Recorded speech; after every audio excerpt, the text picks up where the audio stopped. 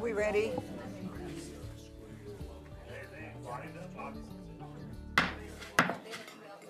Good evening, everyone. I would now like to call the October 3rd, 2023 Longmont City Council regular session to order. The live stream of this meeting can be viewed at the city's YouTube channel, also at longmontpublicmedia.org/watch, or on Comcast channels 8 and 880. May we have a roll call, please, Crystal? Sure. Mayor Peck, Here. Councilmember Hidalgo Faring, Here. Councilmember Martin, Here. Councilmember McCoy, Here. Mayor Pro Tem Rodriguez, Here. Councilmember Waters, Councilmember Yarbrough. Here. Mayor, you have a quorum. Thank you. Let's stand for the pledge. Allegiance to the flag of the United States of America and to the republic for which it stands, one nation, under God, indivisible, with liberty and justice for all.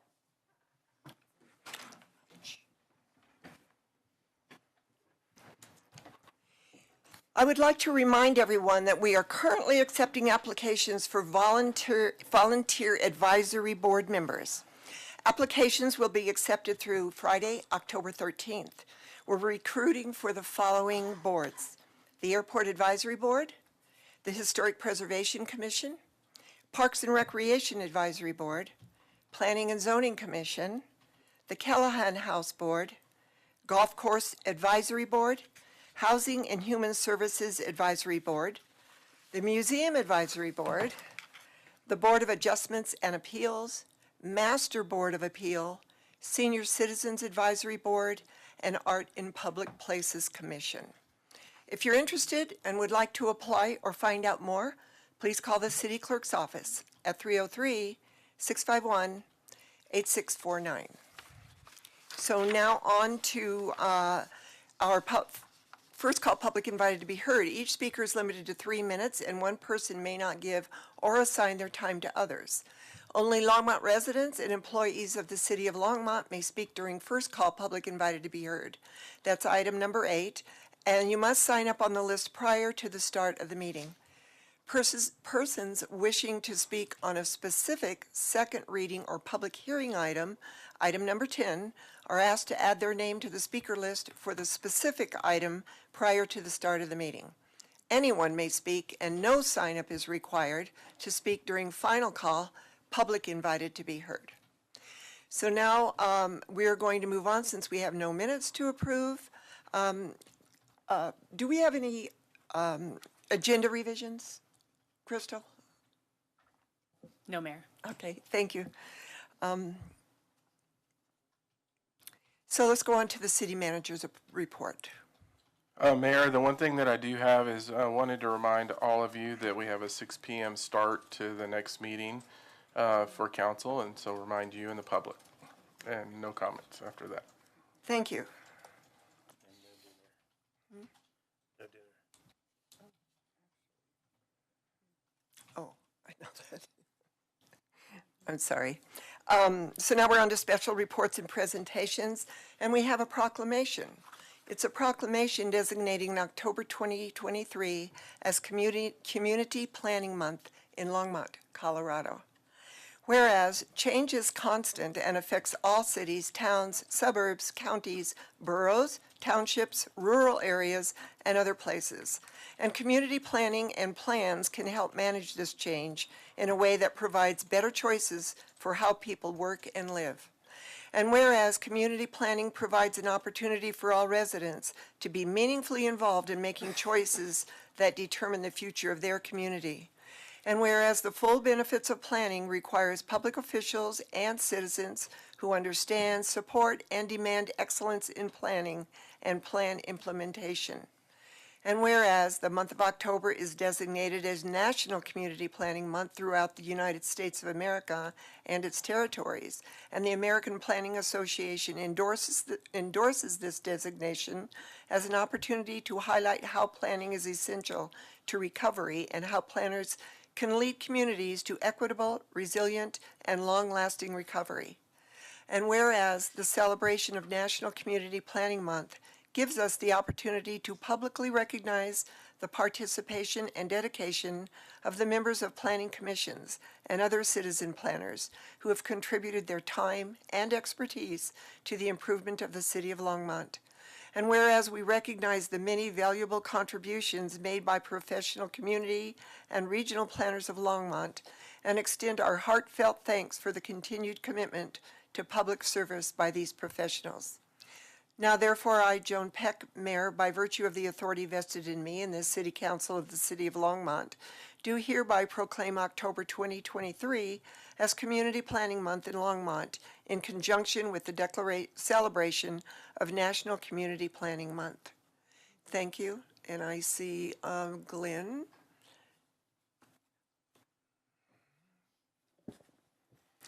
Thank you, Mayor and Council. I'm also joined by our Planning Commission Chairman, Michael Pullen, alternate Jerry Boone, and outgoing Vice Chair, Josh Goldberg, who are going to join us in accepting the proclamation. I just want to assure you, we do have a real dedicated professional staff that I'm lucky to work with every day, providing community planning, but these are the folks that don't get a lot of thanks and put in a lot of hours on their own, away from their family. And I see Josh maybe even brought some of his family along for the trip. But it's been a tough year. I took a look at some of our numbers, and I think at this point, last year, we put in 12 more hours, or the Planning Commission has, hopefully making good recommendations and good decisions for the city of Longmont. So I won't go into that much longer because, as you mentioned, we are recruiting for a new member, so I don't want to scare anybody away. But I'll turn it over to any one of these folks if they have anything they would like to say, or. I would just encourage people to volunteer. You have to speak at the podium, Mr. Chair. Thank you. I would just encourage the public. As I said, the applications are open through the 13th of October, I believe. I would just encourage the public to go ahead, and if you have any inkling, to go ahead and put in your application. I feel that it has been a very valuable thing in my life to be part of the commission. I've learned a lot about the city, and to me, it's a good way to be able to give back to the public, I guess, the thanks for being able to live in this city. Thank you. Would you like a picture with your proclamation? Okay.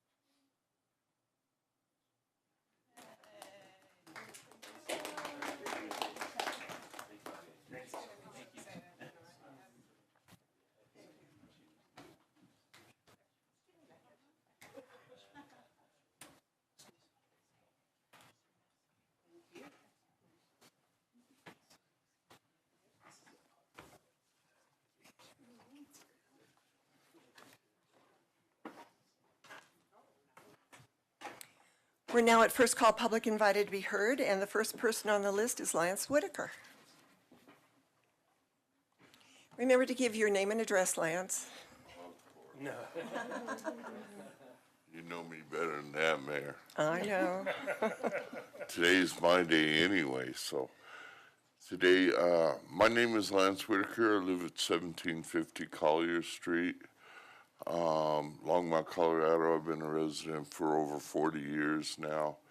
And today is National Techies Day, National Boyfriend Day, and National Take Fruit to Work Day.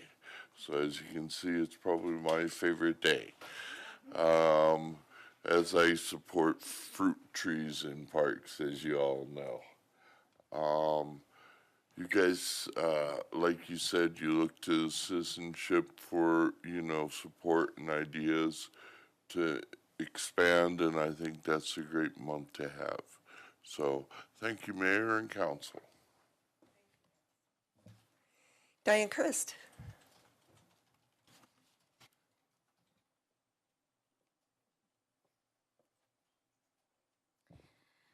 Thank you. I'm Diane Christ, 2034 Mount Sniffle Street in Longmont. I wanted to address the concerns that were comments that were made at the council about concerns that citizens had in the newspaper about the council potentially raising taxes.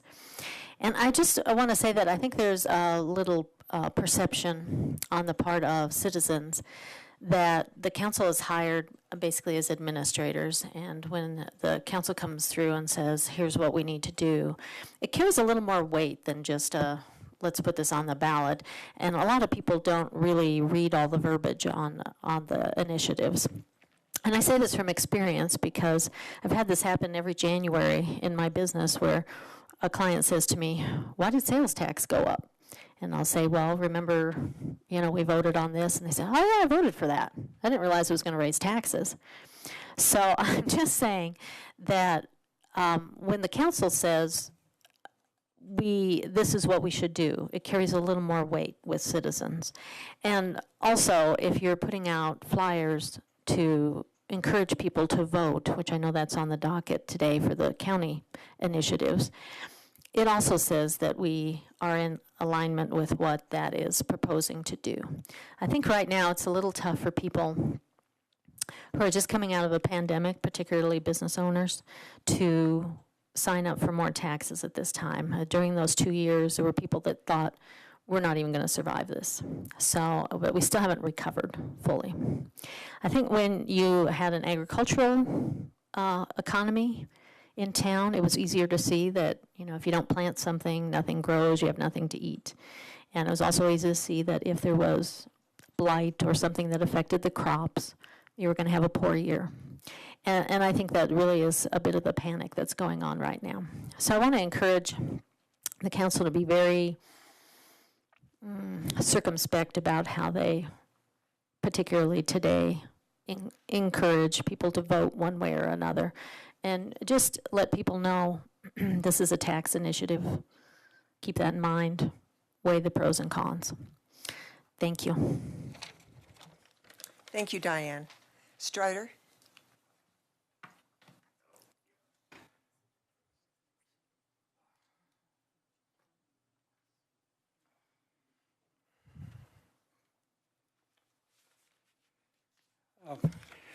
Strider Benston, 951 17th Avenue.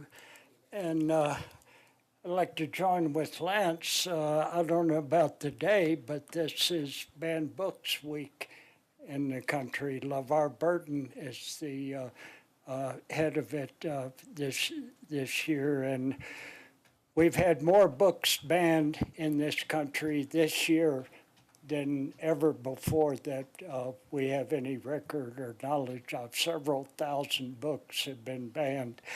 And a small number of people are basically doing this, but minority rule, that is what the game is in this country, and we need to deal with that. Some of you know I've spent the last 60 years trying to build a democracy in this country, and we thought we were getting one 58 years ago, but it's been being dismantled. The former president who owns one of the two political parties in this country, but he's about to lose his towers and all his New York businesses after a lifetime of fraudsterism, but he has secret bank accounts in China and places where he has more respect than he has for this country.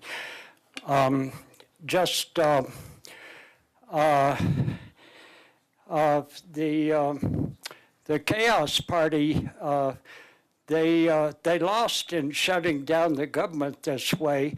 You know, the number one employment in government, aside from the military, is nurses. So they tried to make sure that nurses don't get any pay, or the military. And the former president called for the execution of his own chairman of the Joint Chiefs of Staff of the military. People do need to wake up, although in Florida they have a law that says stop woke. In other words, everybody be asleep. It's time we do wake up and pay attention to what's going on. And a person some of you've heard of, Adolf Hitler, called up his friend Goebbels in 1928 and said, "What policy should I do now?" Goebbels said, "No policy, chaos. Chaos is the best policy." That is exactly what that political party is following right now. And if we're going to save democracy, our country, and the planet, it's time to wake up. Thank you. Thank you, Strider. Stan Toll?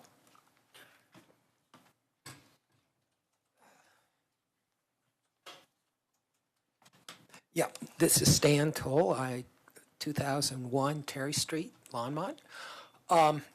What I was going to briefly congratulate the city on actually putting the flashing lights on the pedestrian cross on Main Street.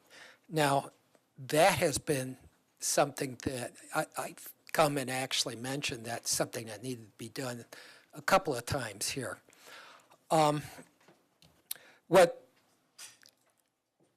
As far as traffic, I came in here and I talked about the concept of being woke. And woke is actually just being educated and aware.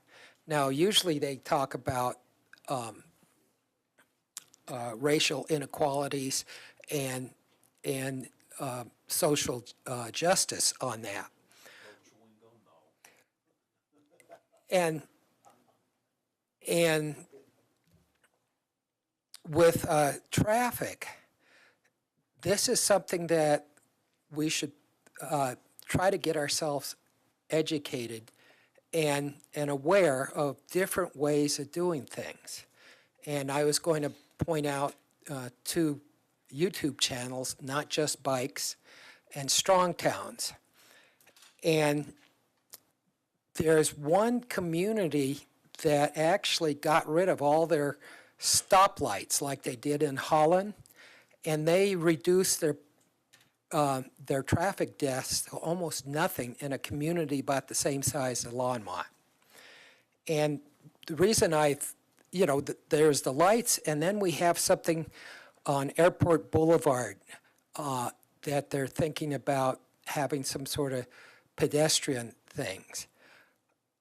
I would suggest that instead of having our police just try to determine who was at fault in accidents, to actually see if there's something in how the construction is that could prevent those accidents. And that's what the person with Not Just Bikes has mentioned, that's what they were doing in Holland. And just taking that direction, being aware and educated about it's not just the person making a mistake, it's actually how the infrastructure is made. And so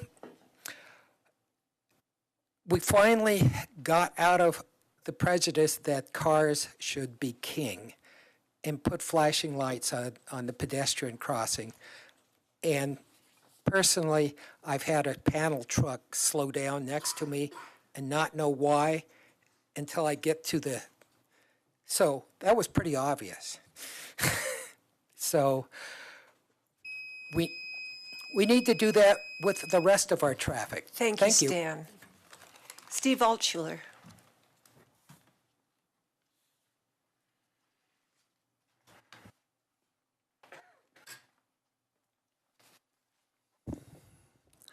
Good evening. Steve Altshuler, 1555 Taylor Drive.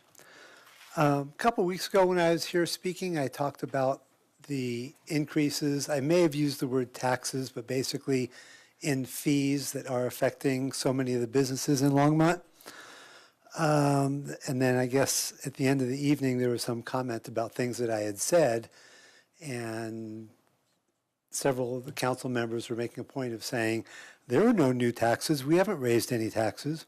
So what I want to point out is 6 or 8 months ago, I was here, and you had a presentation from, I believe it was Imagine Longmont. I may have the name wrong.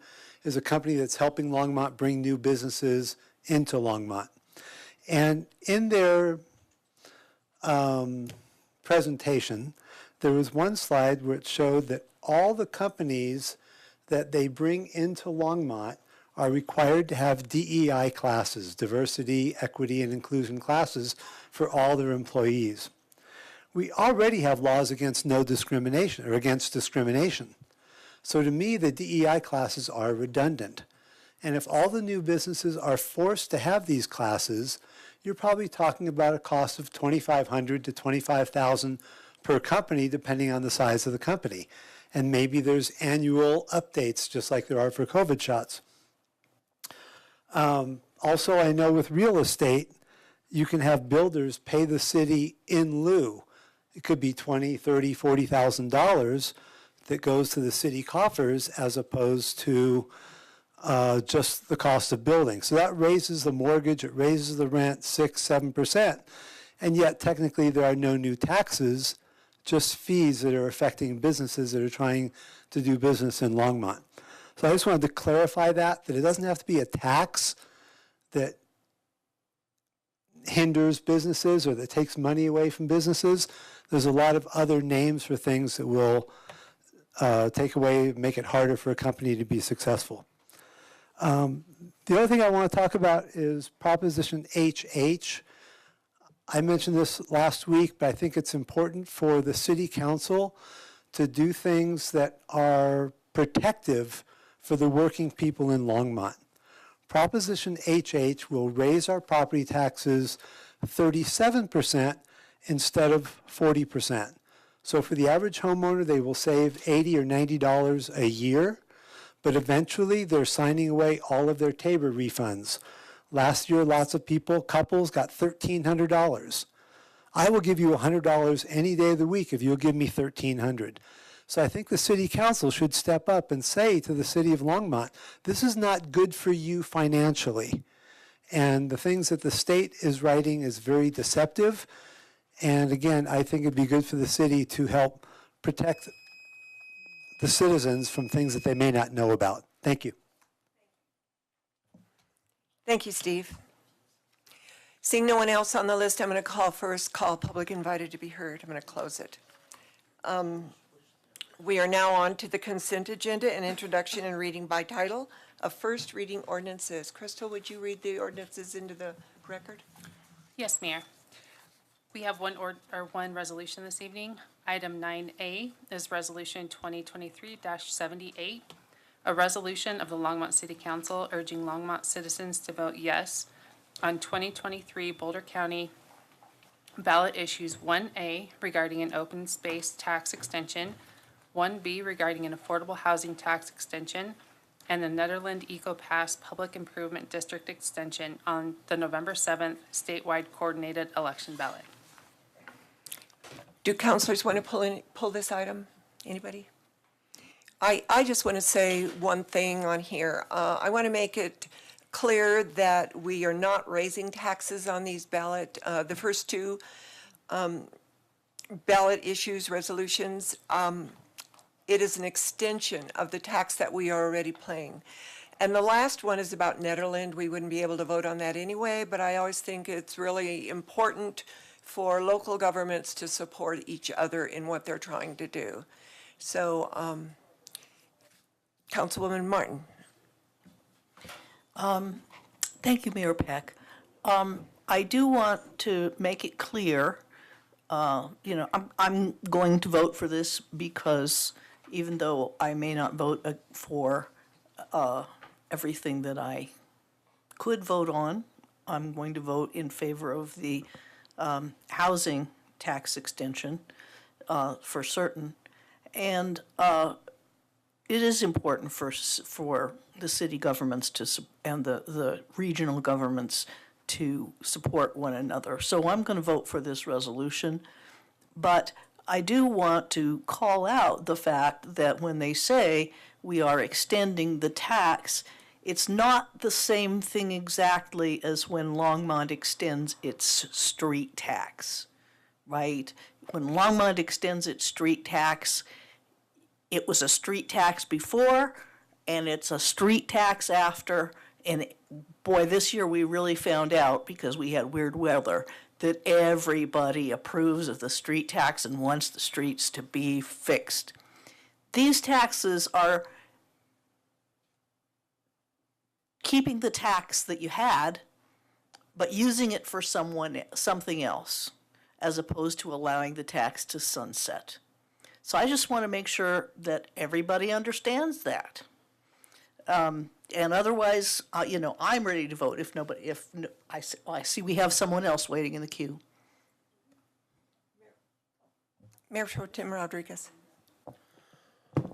Thank you, Mayor Peck. I am generally reticent to chime in on some of these things, but the extension of the open space tax, and specifically because I've read the opinion pieces talking about how it was derived and how they have extended it for the public safety issue that the county wanted to do in the last cycle and this cycle now, affordable housing.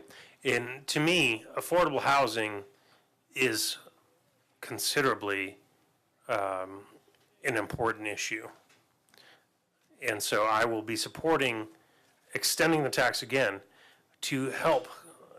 We've seen it from the state level, from the governor to the state legislature down to each municipality as well as all the counties, that affordable housing is a true need in this state, not just in this state, generally all over the country, but in this state, definitely, especially along the Front Range, which we are part of. And so while it is not maybe the initial intent a couple cycles ago, I believe it's worth extending, and so I will be supporting. And it's rare for me to chime in on something like this, but thank you. Councillor McCoy. Thank you, Mayor Peck. I want to thank both our last two council members that were talking about these two issues. I agree with them. And so with that, I'd like to move the consent agenda as presented. Thank you. Councillor McCoy, do I have a second? Second. Councillor McCoy moved the consent agenda, which is comprised of Resolution R 2023-78. That was seconded by Mayor Pro Tem Rodriguez. Let's vote.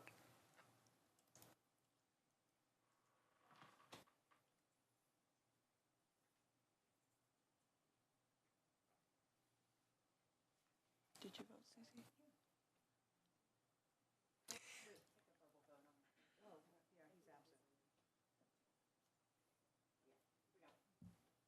Okay, so that passes 6-1 with Councillor Waters absent. So we're on to, there are no ordinances on second reading tonight, so we're at general business. The first thing on the agenda is the Attainable Housing Fee Waiver Program. And we have Molly O'Donnell.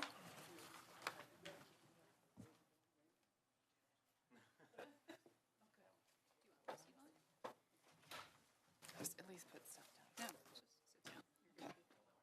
Yeah, thank you. That'd be great. I was looking for you, Tim.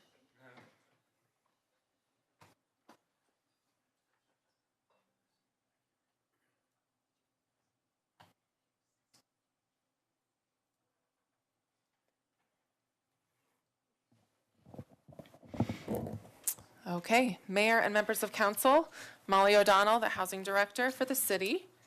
I wanted to start tonight just kind of explaining while we're here.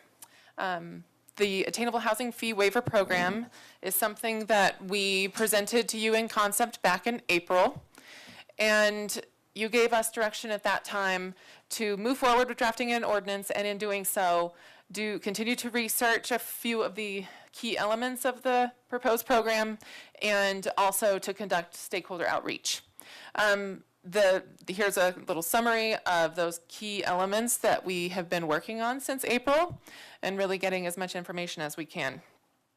The other thing that you requested is that we look at the right-sizing the existing incentive programs to ensure that we tier the programs correctly. So once we have a final proposal, just see what the whole picture looks like. So in terms of our research efforts, we used our state grant-funded contract with Root Policy Research. That firm did the housing needs assessment and the inclusionary housing review work back, well, throughout the year, but presented back in July. And they did some comparable research for us for programs that are somewhat similar to what we were proposing across the nation.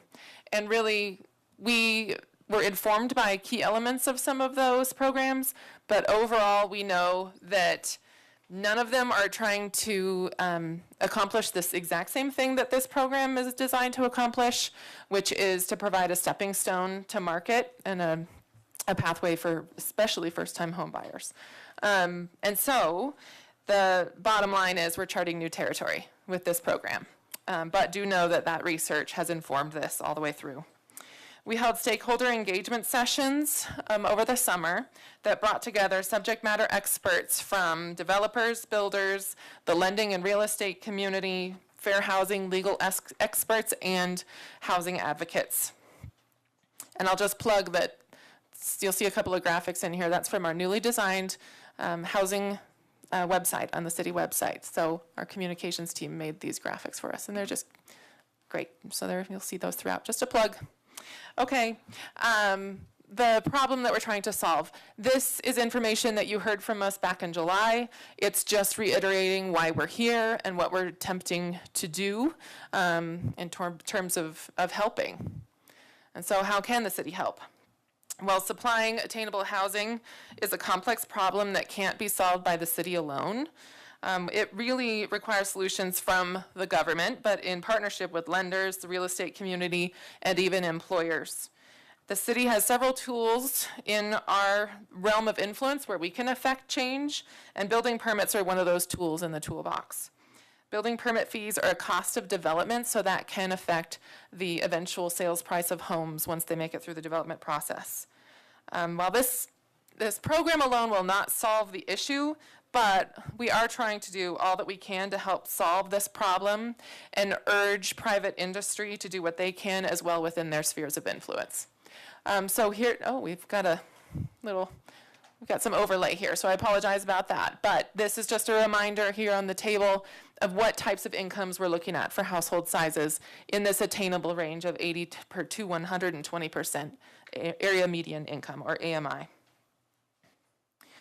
So the overall parameters of the program are still quite similar to what you saw back in April. It's for sale product only. The fee waivers would apply to the attainable units only, so not necessarily an entire development if it's mixed. The developers and builders must apply for waivers to meet minimum criteria, including demonstrating a financial need for the waiver, restricting the sales prices in accordance with our inclusionary housing sales price maximums, income qualifying buyers, requiring owner occupancy on those units, and then a written agreement with the city, and then for those larger projects receiving over 45% waiver, really that open bulk development model to make sure that we're putting the dollars where they need to be. The applicants would submit applications that are then reviewed by staff based on ranked criteria. And just to clarify that we're only talking about fee waivers at this point in time. We don't have a fee offset program that we currently have in the affordable housing program. That's not proposed quite yet. Then one implementation piece is that it limits the ability to change your election for how you're going to satisfy your inclusionary housing requirements, so that we don't have changes all the way to the end of the road. So So here's the fee waiver scoring criteria that we referred to. I want you to notice that there's two sets of scores here. We have a new proposed score and a previous proposed score that you saw back in April. We ran through several scenarios, listened to stakeholder feedback, and this scoring on the left column of the two is where we are currently proposed, and that's just to make sure when you run those scenario projects that they still stack appropriately and get to the right levels, and don't get stuck at certain levels without being able to advance.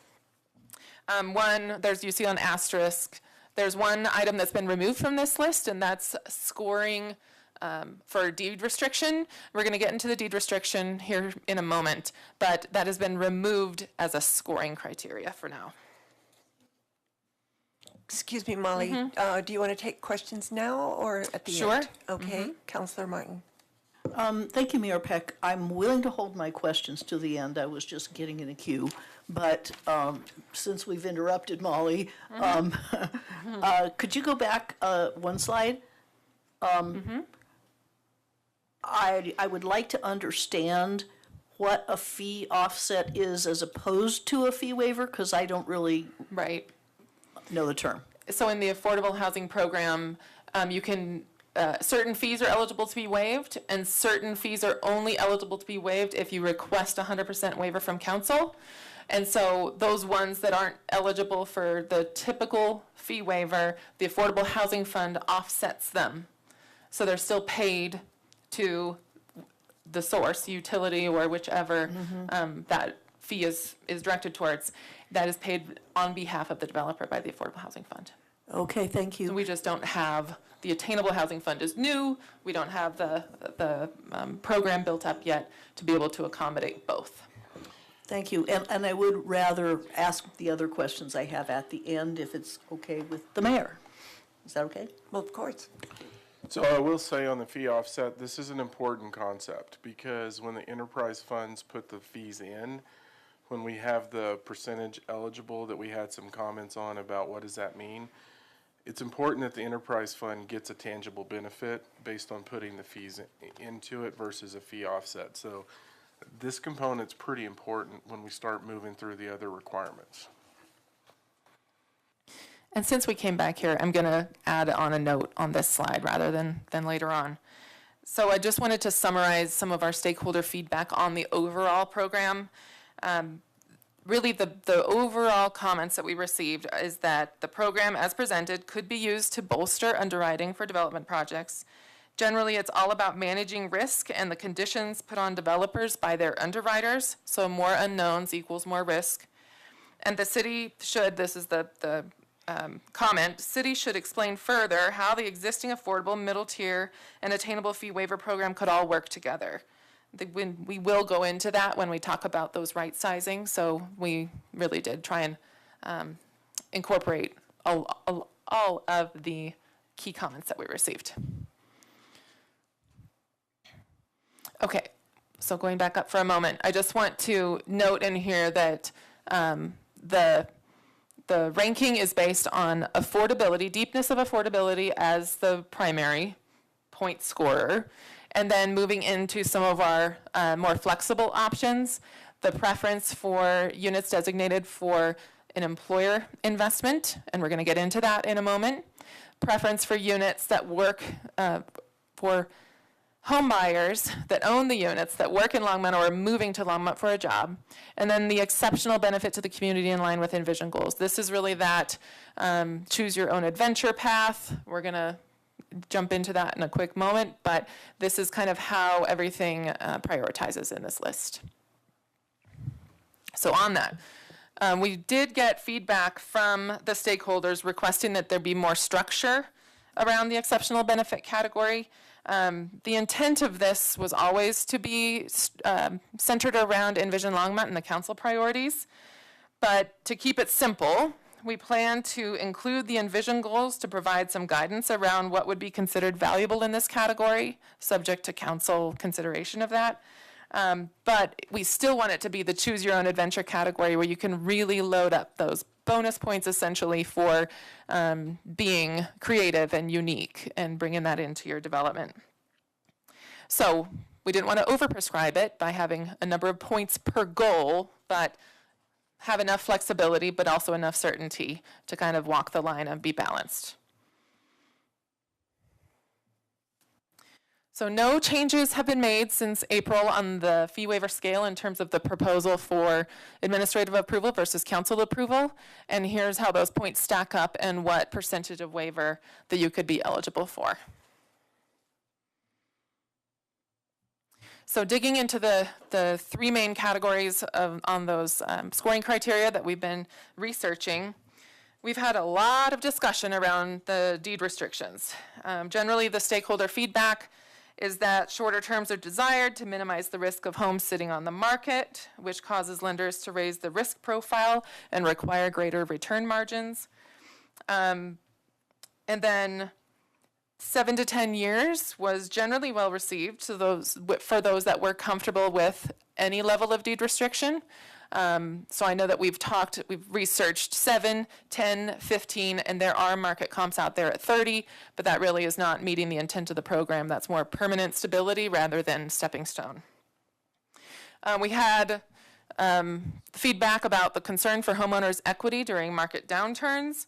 So some did express interest in appreciation minimums. However, when we researched that, that's really not in line with the intent of the program.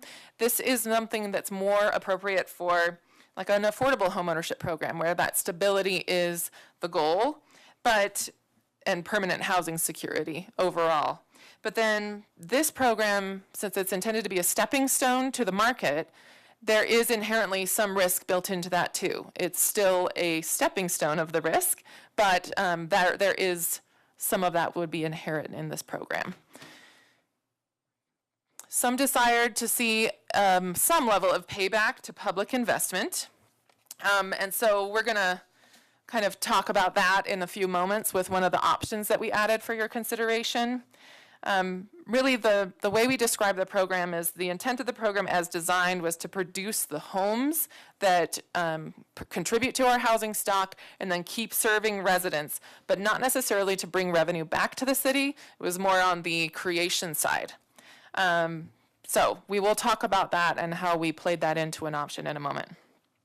There was some concern with deed restrictions not dropping off before reinvestment is required, but in response to that, we did some research with lenders, and that we confirmed that if the terms of the deed restriction align with Freddie Mac and Fannie Mae rules, a home is still eligible for a HELOC to make major repairs as needed within that period. So that was a big one. There was a suggestion to consider a lien with a payback clause instead of a deed restriction. The idea of a lien to the buyer instead of a restriction on the home itself, developers liked it because that does kind of remove them from the equation. It's more on the buyer's side once the home is built and their risk is not affected. It was also brought up because originally there was a concern that the HELOC wasn't possible. We've since confirmed that that is possible. It's a common method for programs like down payment assistance that go directly to the buyer, but again, we're working on the back end of this. We really are incentivizing building the stock. And also, a lien helps one buyer, but doesn't necessarily roll along to help subsequent buyers, which we're trying to do. It impacts the debt-to-income ratio of the buyer. And then a deed restriction without an annual appreciation cap does not impact the creditworthiness of the buyer. The deed restriction aligns with the program's intention to balance building general wealth and then being able to graduate from the program. So really, after all of this consideration and heavy amount of feedback, we do think the deed restriction is the most suitable option to propose tonight. So here's the basics of what a deed restriction, the major terms that we would be discussing, which is really the length of time and then the resale options. So again, the way this program is designed, we want to balance wealth generation with using city investment to help as many people as possible. So we're trying to just use that balance check mark all the way through. We started thinking about dividing the program into two major areas. A large investment, when you reach that point where you are above that 45% waiver amount. This is proposed to come along with a rolling deed restriction. I'm going to show you what that looks like here in a moment, but the proposal is for 10 years, and the first buyer has a 10-year deed restriction. And if you sell with under 10 years, then that deed restriction starts over for the next buyer. And if you stay in it for 10 years, you can sell at market, and you got your generational wealth all the way up to the top level. So we'll show you a kind of a walkthrough of that in a moment. And then resale options, you would be limited to selling within the city's inclusionary housing maximum sales price within that 10-year term, and a buyout option with a 25% payback. This is that flexibility that we're considering. So I'm going to walk you through all of that.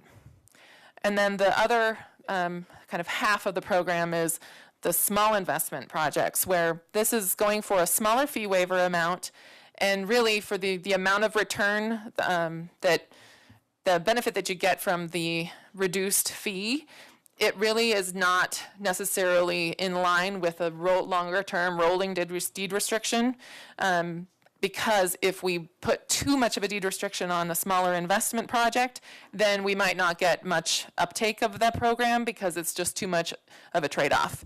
But we still want those smaller projects or smaller developers to be able to participate in some form. So that would be proposed to be a fixed-term deed restriction and resale options with a buyback, which I'm going to go into for you now. All right, so looking at that large investment, so the one's getting more than a 45% waiver. This is kind of an example of what that rolling 10-year lifespan would look like. So you could sell it 10 years, and then that home would exit the program, or you can sell it within our maximum sales price limits before the 10-year mark, and the program rolls over. And so what we're thinking of, it would roll over for 3 sales or 30 years, whichever comes first. Because really at that 30-year mark, you need other major investment, and a deed restriction after 30 years for this intent of a program doesn't really make sense. But this is our attempt to allow people flexibility, but also build wealth and help as many people as possible. So if you imagine a sample project of 100 attainable units, all that got benefits from this program, maybe a third of them would serve for 10 years and then exit the program, and in the next 10 years, another third would exit. So it's kind of extending the life of some of them, but also allowing off-ramps for a portion of it. For the resale options, this is kind of what we've talked about, where you can sell a market rate after 10 years, or sell within and roll into the program continuously. And so that's buyout option. This was specifically requested during our developer feedback process. It came about because there was a desire to build in as much flexibility as possible for homeowners, and then walk that line with the desire to have some payback of public investment. The payback proceeds, if this went forward, would go back to the Attainable Housing Fund as it's proposed. And really this is for those people that can't stay for 10 years for a specific purpose. Financial hardship, either personal or in an economic crisis. Job change requiring relocation, change of family status, family size, and other considerations. It is that off-ramp to protect against unforeseen circumstances. So I'm going to jump in real quick. One of the things that we did, we dug into this with the affordable housing program when we rebuilt it, because what we found was that there were times, primarily in an economic crisis, where people couldn't sell the home to somebody who income qualified, and then they were forced into bankruptcy. One of the things that we were trying to figure out in the change of family status is, so you're in a home, you need it, all of a sudden you have an aging parent, the aging parent then has to move in with you, but you don't have enough room for that. This gives somebody the ability to buy out of it, but then they have to pay back 25% of the equity that's earned on that house. And so it gives some flexibility based on unknown conditions that can happen with someone. We chose 25% for this proposal because if you see that example breakdown there of what could happen, we wanted it to be enough to be able to get out if you really need to, but also not so attractive that everyone would want to do it. That if you did stay in the program, you would get more benefit. So that seems like the right amount there. I'm going to pause for deed restriction questions overall. I'm going to get through the small investment if that's okay, because I know that this might be where we spend some time on questions.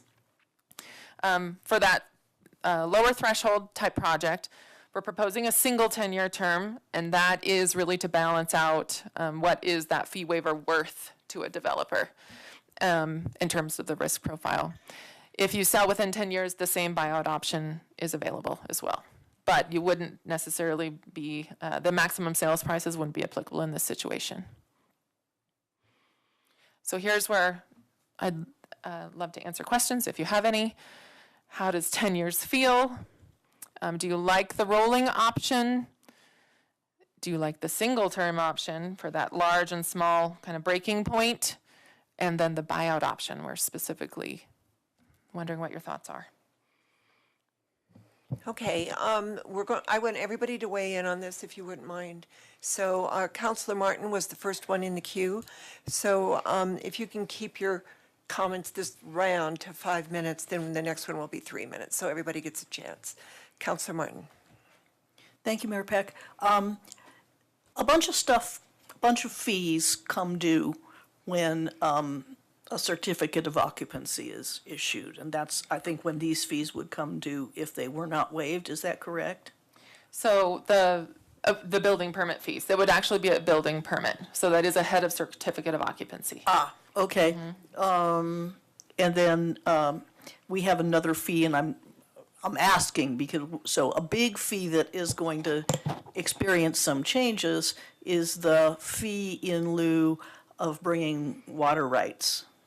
And I'm frankly confused about what the milestone is on that one too, but what I recently learned is that the water market is being disrupted and that fee is likely to go up within the next 6 months.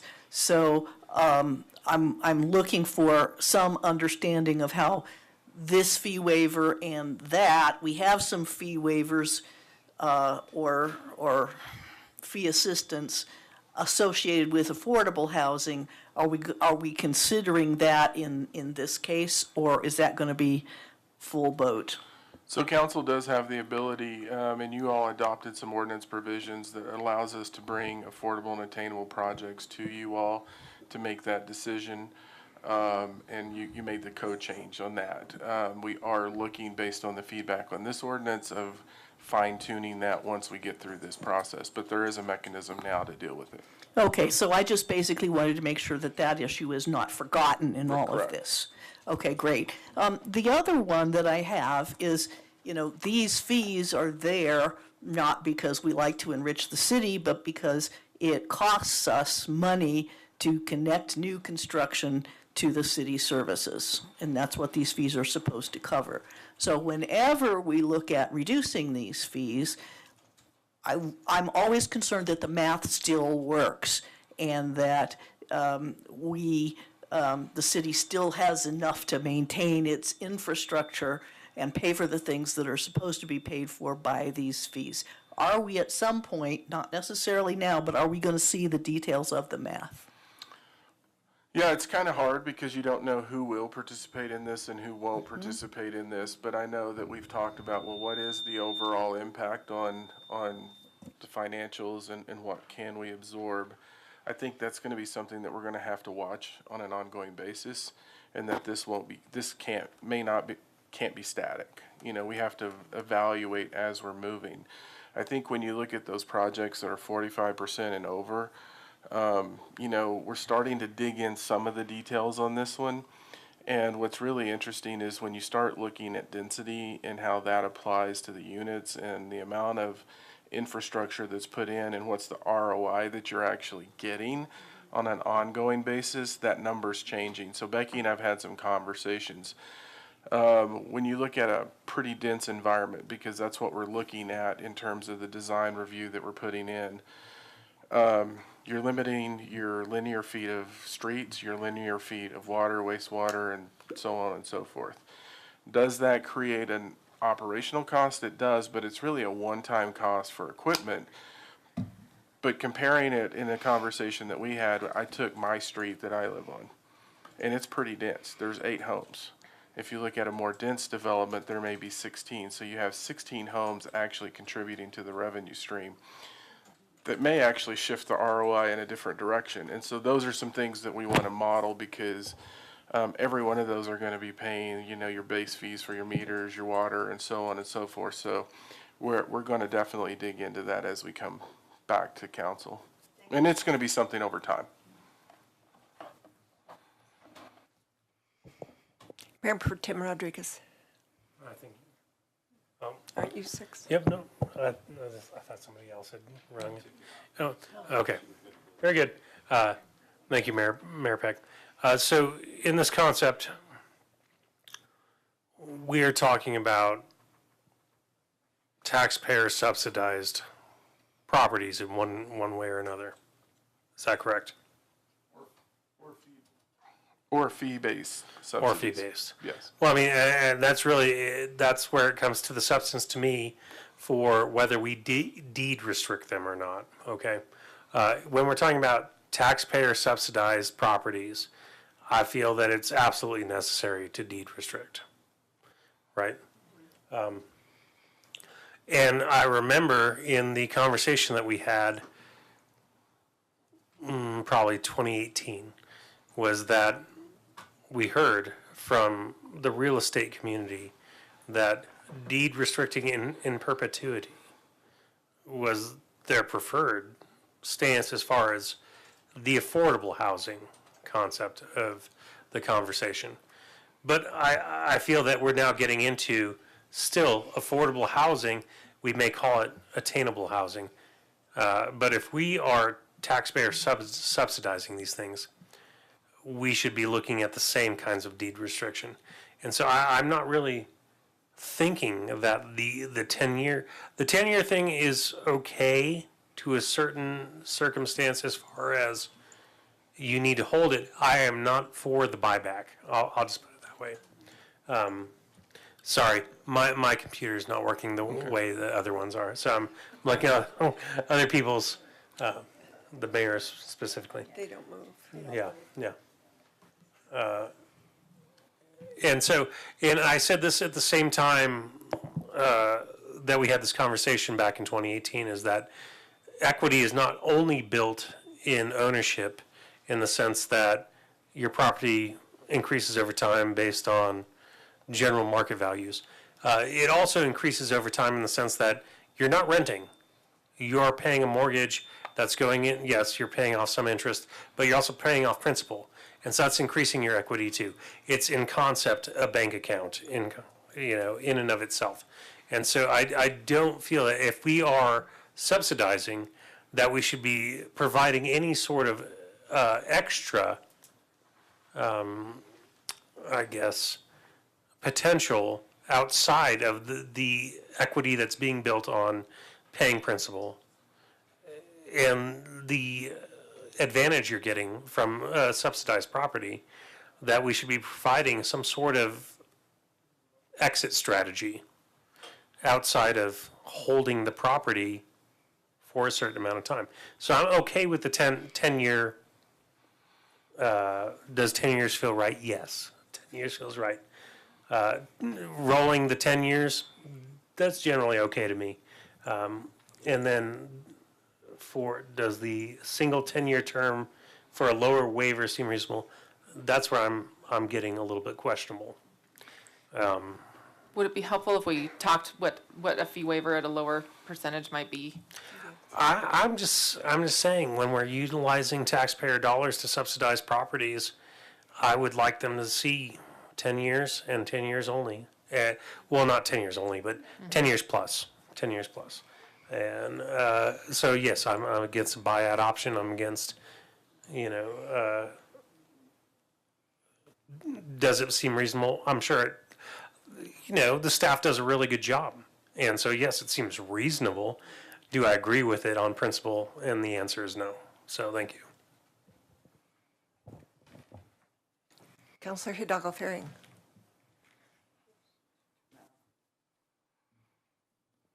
Thank you, Mayor.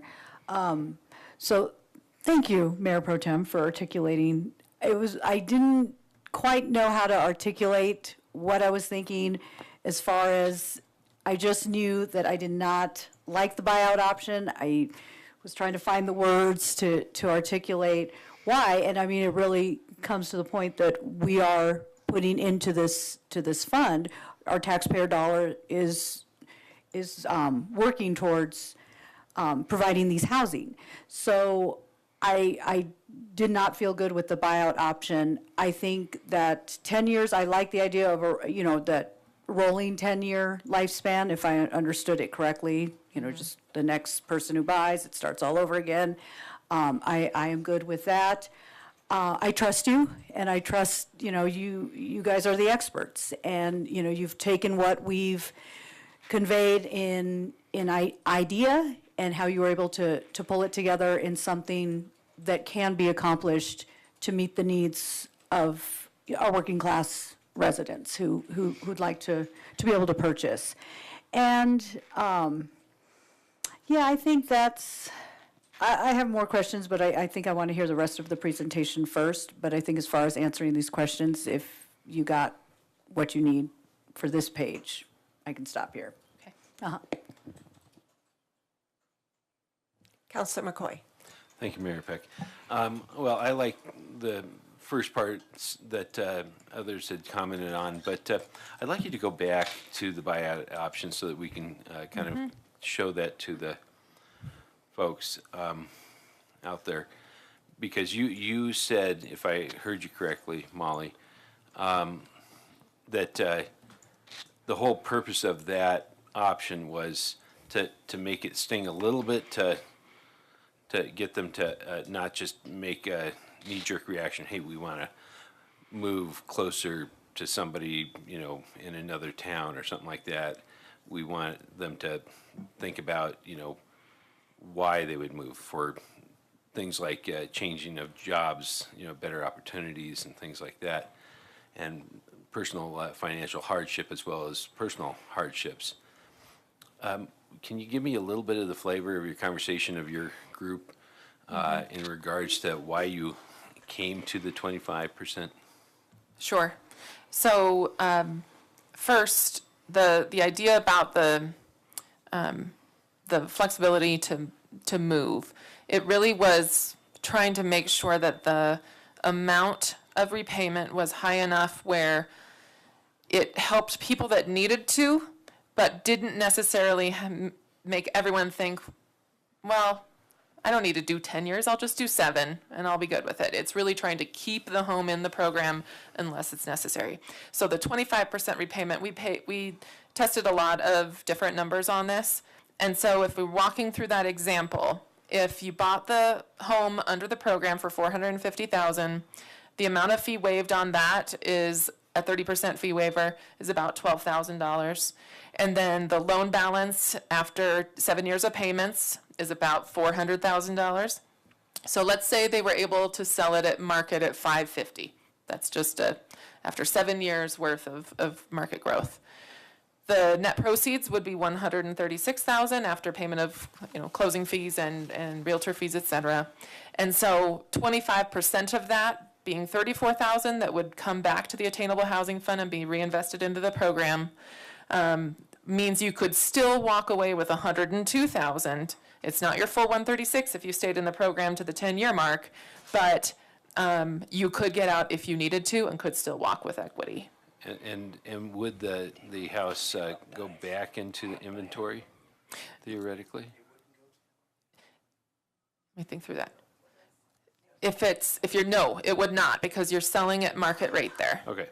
So that would be lost to the Making sure program. people understood that, and so that's that's the part that I think people are having a little bit of an issue on. But we do understand that people have these things happen in their lives, and we want to somehow be sensitive to that as well. So, thank you. There's a few iterations on this that we also talked about and everything started getting pretty convoluted. So one of the things you could do is to say, outside of a personal financial hardship or times of economic crisis, you know, you could say the buyout provision could only occur at year 7. So you're pushing it later. The other things that council could do is you could raise the percentage if you were interested in the buyout from 25 to 30, 35%.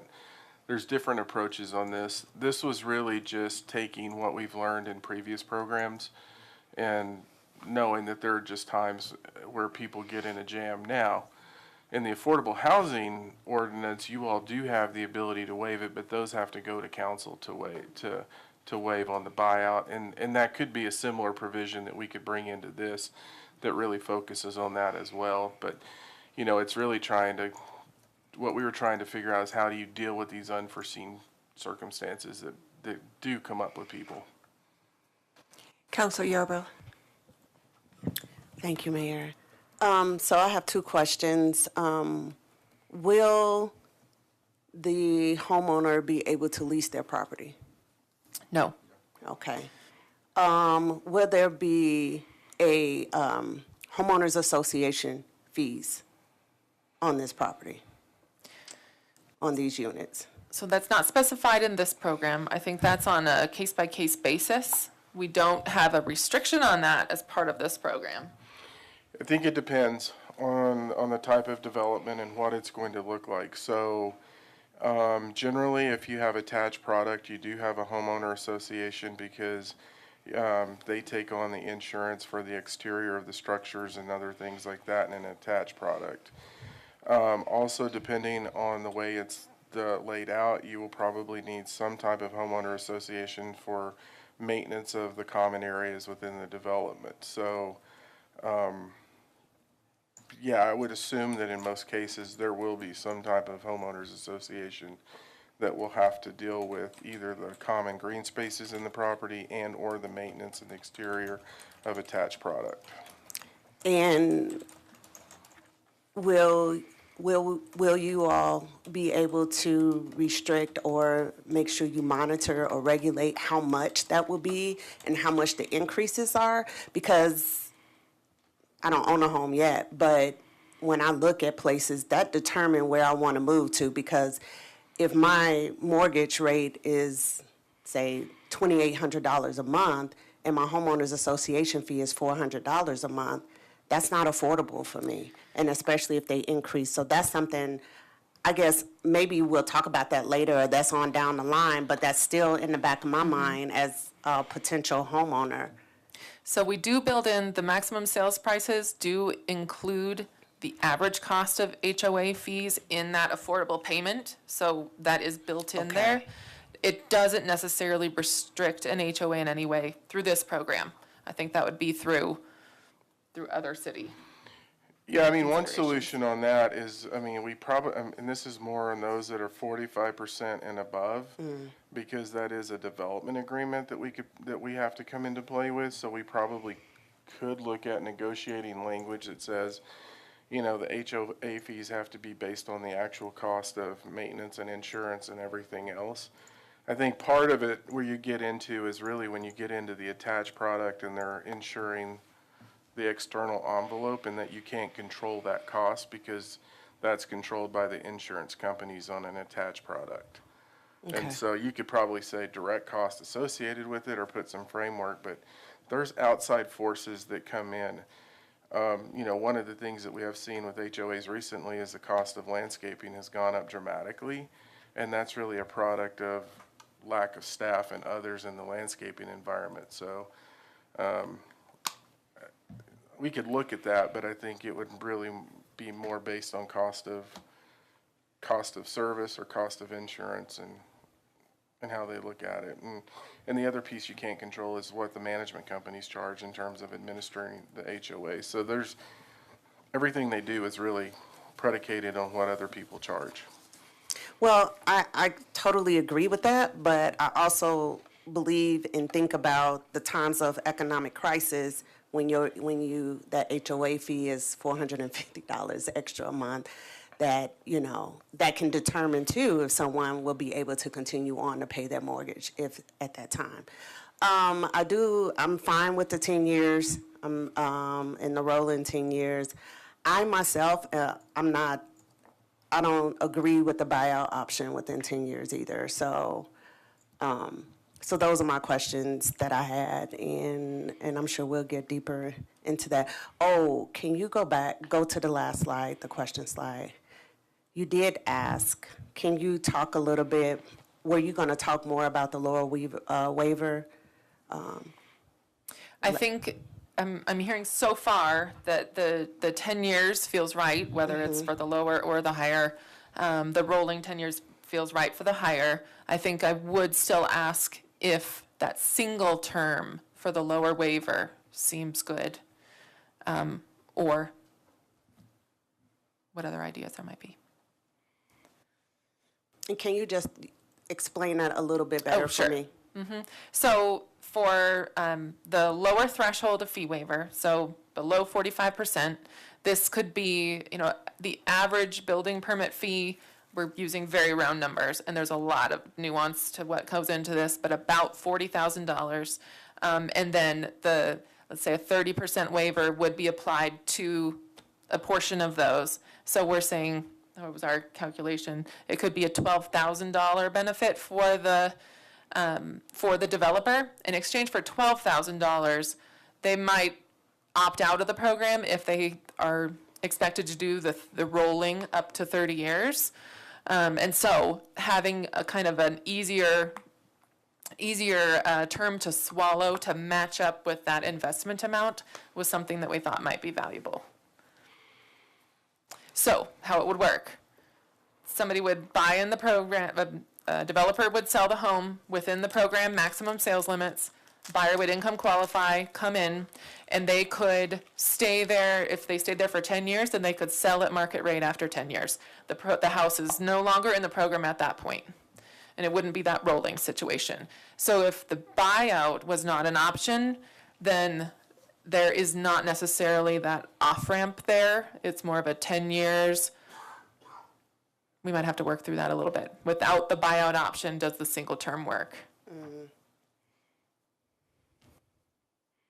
Or it's just a flat 10 years. Okay. I do want to explain, we've kind of been moving around 10 years, and we kind of touched on it, and so why 10, not 15? One of the things that Molly touched on in this is when we look at the cost of housing and what we've learned in talking to lenders and other individuals in it is, I think a lot of times people talk about what's the margin on a project. The margin on a project, there's different fingers that touch it, but at the end of the day, the lenders actually play a really big role in setting what the margin needs to be, and it's based on risk. And so what we were seeing is that the more risk on actually selling a house, especially in the attainable category, that's different than the affordable category, where we're seeing different issues. If someone can buy a house in the same price point without a deed restriction, but it's 20, 30 minutes, 45 minutes down the road, there's a decision-making process that people will make. And so, what we're hearing is that the lenders get concerned that people won't necessarily buy the homes in this category because of the deed restriction. And so the homes end up setting longer potentially and not selling, which then they're going to require more of a margin, a profit margin, so they can ensure that you're paying back the construction loan on this. And I think that's the biggest difference on the attainable side versus the affordable side, is that I think people are used to that in the affordable category, but in the attainable category, it's a new concept. And so that's why 10 years is something from a staff perspective we landed on versus 15, is because of that piece with the lending market.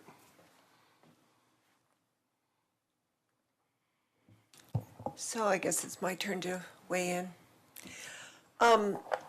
We used to have an inclusionary zoning ordinance in Longmont, and then when it went away, everything went to market price, and we lost our inventory.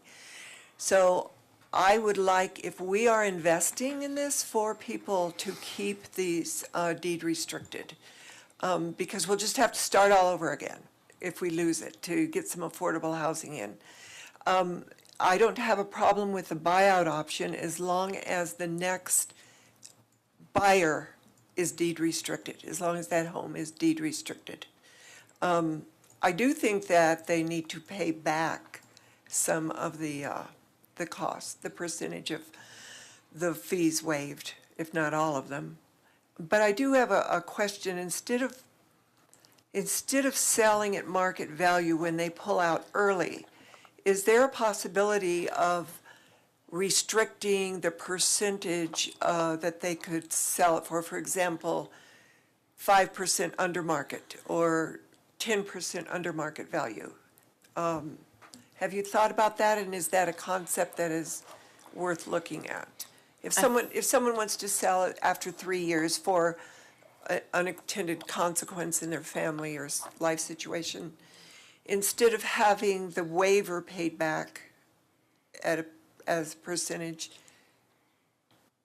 is it possible to have the sale of the home a percentage under market value and forget the buyout part? So we went through the process of creating the maximum sales price limits that are very well informed by market rates and interest and the general economic climate. And so we were trying to rely on that as much as possible rather than using a percentage, because different markets have different qualities to them. And interest rates in this case are the main driver today. So I think that in terms of saying that we would allow them to sell at a percentage of market price might not allow for as much nimble, I should say, let me rephrase. It might not allow us to follow the market as closely and build these price points to be truly affordable for those income ranges. It's a very complex calculation that we have, and we have that on a rolling annual basis right now. And it would be advantageous to use that since it is so fine-tuned for the market. I think anyone could sell as long as you sell in the same AMI range that you purchased the home. So if you purchased a home for $450,000, regardless of where you set, if you sell it to someone who income qualifies in that section, you're fine, because that's the intent, is to keep it attainable there. At the same time, you could sell it to someone lower based on the amount of time and your equity that you put in and what you pay down. You would still make something, but maybe not as much. So as long as you're selling it to someone in the same category or lower, that's fine. I think what I'm also hearing from council on the single term option is, and correct me if I'm wrong, but I think what I hear you all saying is that you like the 10 years and you like the 10-year rolling. Would it make more sense for council if you just had 10-year rolling on everything? I would like that. And we'll go back around. So that's a good point. But I do have a couple of other things. I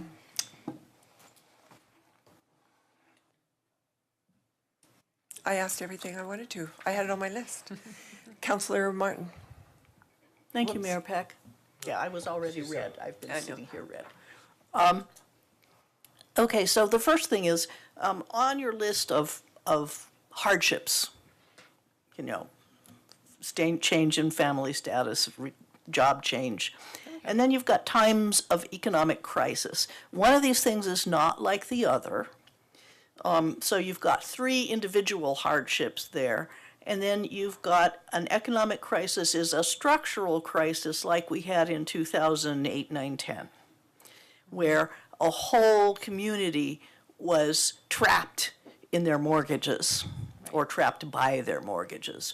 So my question, since we've got a lot of people who, a lot of council members who are uncomfortable with the buyout, if we encountered a time of economic crisis, would it be possible, in terms of the rules we operate by, to add a crisis buyout to this statute because we needed one? And I don't know legally whether that is the case. It's an ordinance, and the council could change an ordinance, Right. anytime. So if council felt like we were in another '08, council could say we could add something, to deal with it during a defined period, but that would be up to the sitting council at the time. Right, yes. And I'd be happy with that because, I would like to be able to trust the future councils, at least on something as fundamental as this. So if we're uncomfortable with having a buyout now under current market conditions, we could do it, play it straight, and then it could be remedied if a need arose for a blanket buyout program. And that would avoid having a whole class of home buyers get trapped. So I guess that's my suggestion is that because that's true, we could not do the buyout option to begin. And so I think other than that, I'd say the first three steps in the plan sound good, and the policy questions would be all except the buyout option would be my response. Looks like legal wants to weigh in on this.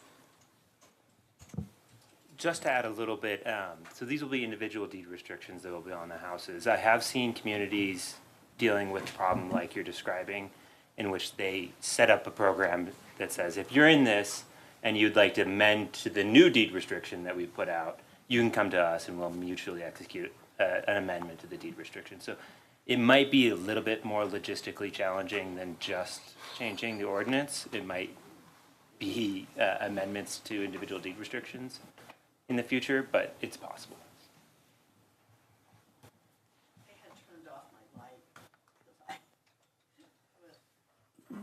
Thank you, Mayor Peck. Okay, so what you're saying is that we couldn't amend the deed restrictions by era or under this statute. We would have to have people apply for it one at a time? I don't understand exactly what you said. I think there's another option in the event that something develops and how we could handle it, where we could amend the deed restrictions and handle it differently, is what I heard you say. The communities I've seen do it before have had done it on an individual basis. They put out, hey, if this is something you're experiencing and you'd like to change into this new deed restriction that we've drafted, come to us and we'll work together to get that changed. Yeah. I'm not entirely certain if you could do it on a global rubber stamp. Well, the reason that I asked the question that way is because these individual one at a time decisions sounded like a tremendous administrative burden, especially since they all go up to the council, each and every one. It's like airport hangar leases or something. There's just way too many of them. Only these are complicated instead of simple. So, I'd sure like to know more about that before leaving it out. So maybe, the direction would be, well, proceed, but let's learn more about what can be done about that. I think, again, council can change ordinances. And if there is a situation, council could change the ordinance. That's one solution. I think this is another solution. There are different ways to handle it should a crisis like '08 occur again.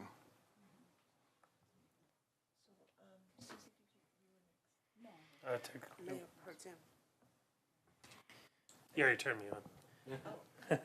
You also have Shakito on too. But, after you. well, yes, exactly. Thank you, Mayor Peck. This is actually in response to Councilmember Yarbrough, because she was asking questions about HOAs.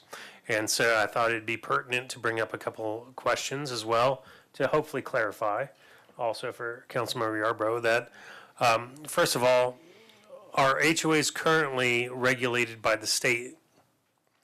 And so there's preemption there, if I understand correctly. And while the governor and possibly some members of the state the legislature for the state of Colorado would like to change how HOAs are regulated. At this time, the city has no control over how that's done, outside of the fact that they cannot liberalize any items of state code, or I mean city code. I mean, so they can't. They can be more restrictive than the city code. They can't be more liberal than the city code. Is that correct? As in, the city won't allow it, but they can allow it. That's my point. As in.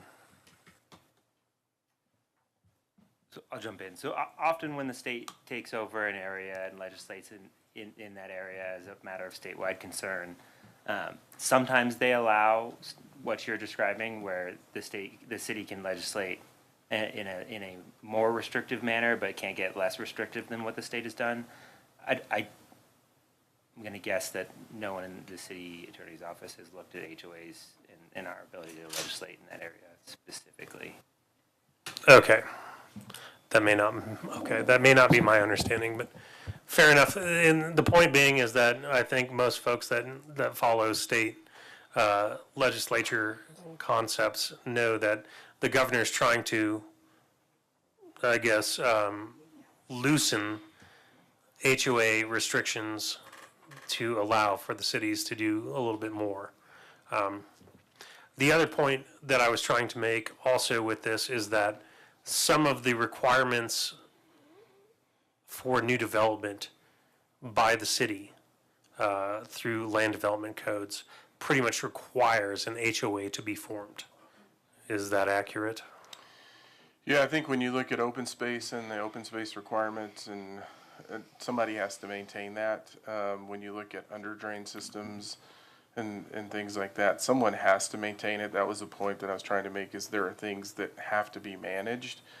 It gets more complicated when you have attached products, because now there's another layer that you have to deal with in terms of the insurance and other things that come into the attached products, specifically the roof and things like that. Sure. I think to your point that you made earlier, I think what I was trying to say is, if we're going to invest in something, you create a contractual obligation that's a little bit different than typical HOA rules, because if you're investing in the development of something, is there a way to contractually obligate how that's going to work? That's something we'll have to look at. Right, and so also part of the conversation, though, is our requirement for common space and landscaping that generally falls into the HOA purview. But that's because the city does not want to take ownership of it because of, obviously the costs. And so it's inherently natural that any new development will have to have an HOA one way or another. One thing which I've run into with my day job right now is the excessive burden with the new assessments of metro districts, and hearing about that from owners in metro districts versus HOAs, or seeing how they apply on top of each other. So thank you so much, Councilmember Yarbrough, for those questions, because I think they're absolutely pertinent in talking about the affordability of any sort of housing, whether it's capital A affordable or whether we're talking about attainable housing. So I just wanted to get some clarification on those. So thank you so much.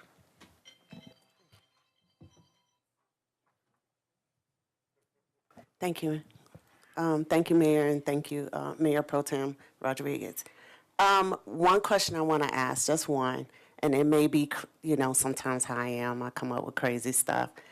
As far as the buyout option, is there a way or an opportunity, or even if it may not even make any sense at all, if, say, for instance, the person who has the lien on the property, and then after 3 years, it could be, they say, I can't do it because of whatever, I have to move, I have to relocate.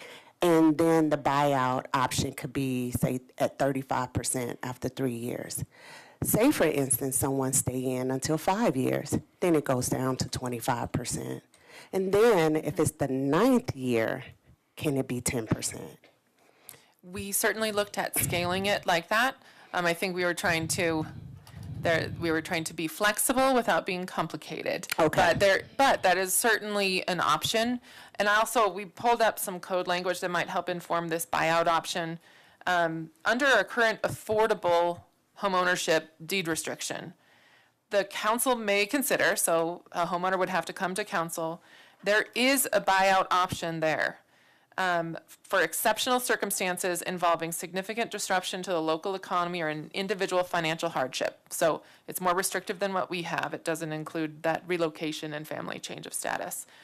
In exchange, the owner would transfer equity to the city, and that amount is based on the difference between what the affordable price should be and the market price. So we have a buyout option built into the affordable program. It's more restrictive, but that is there. So I just want to make sure everyone was aware of that.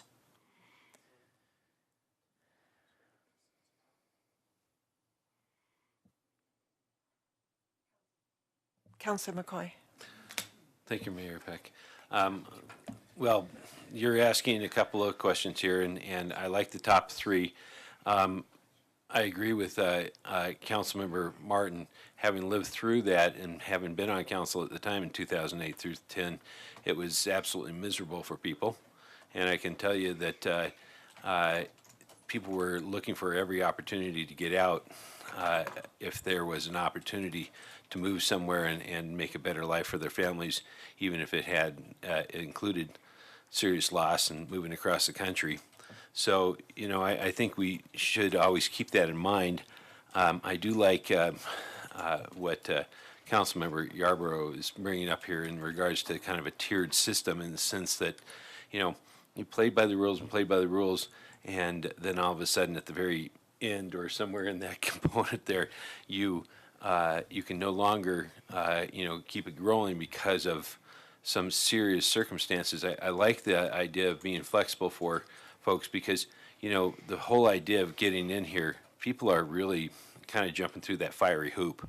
And so, because they really want that home ownership, they're not doing this as a flippant a decision to do, well, this is what I'm going to do today, and tomorrow, well, who knows what I'm going to do, sort of approach. So I don't think people want, you know, I also think about the next generation here, and kind of how they've dealt with things, and their approach to, you know, work-life balance and other things like that. And so I think we have to, you know, be conscious of that, and recognize that there's sometimes things that just are, you know, not going to work. And then the last point there that I heard from Councilmember Rodriguez, Mayor Pro Tem Rodriguez, is it just is one of the things that I've often said is really kind of frustrating, because we set these metro districts, and it's even more of an impact on people's decision of whether to support a bond issue or some other thing like that than it is their homeowners association, and it just kind of whacks people in a way that hurts communities. And so that was interesting to hear, and I appreciate your input on that, Mayor Pro Tem Rodriguez. So, you know, as you can hear, I'm kind of open to some of these things in regards to the buyout area, if that gives you some direction. So, I would like the rolling option, rolling 10-year lifespan option for all of it. I like the buyout option only if the unit or the home is deed restricted after they sell, that it's continually deed restricted, perhaps for 30 years for all of these. I just can't see having to rebuild our inventory because someone sells and then we lose that option to have an affordable unit. But I do like the buyout option. It makes sense, and I would like all of it to be on the 10-year lifespan option. But I do have a question. You had just mentioned, Molly or Harold, what our last deed restriction on the buyout option was, on the affordable housing. why don't we just adopt that? Or why don't we adopt this? Why are they different, I guess? I think part of it was just the different circumstances and who's looking at those houses is why we were trying to do something like that and give you some options. You can adopt that. We were actually just talking that Tim could put language in that says, in the event of a situation, council can adopt something by ordinance to deal with it. So we could adopt what we have and then, or adopt what we have and just bring them up individually if we have issues. And go ahead. The intent here is, on the affordable side, really, we're looking about permanent stability. You're protected from unanticipated rent increases. You are able to build some, but generational wealth. On this level, it's more of that stepping stone to market and building that wealth generation as well, just on the different scale. It seems confusing, to be honest, that staff would have two different options for affordability and deed restricted. So our idea for implementation is that we already have our affordable deed restriction. We would use that where it makes sense, but build a single deed restriction that incorporates this entire program and the options within it.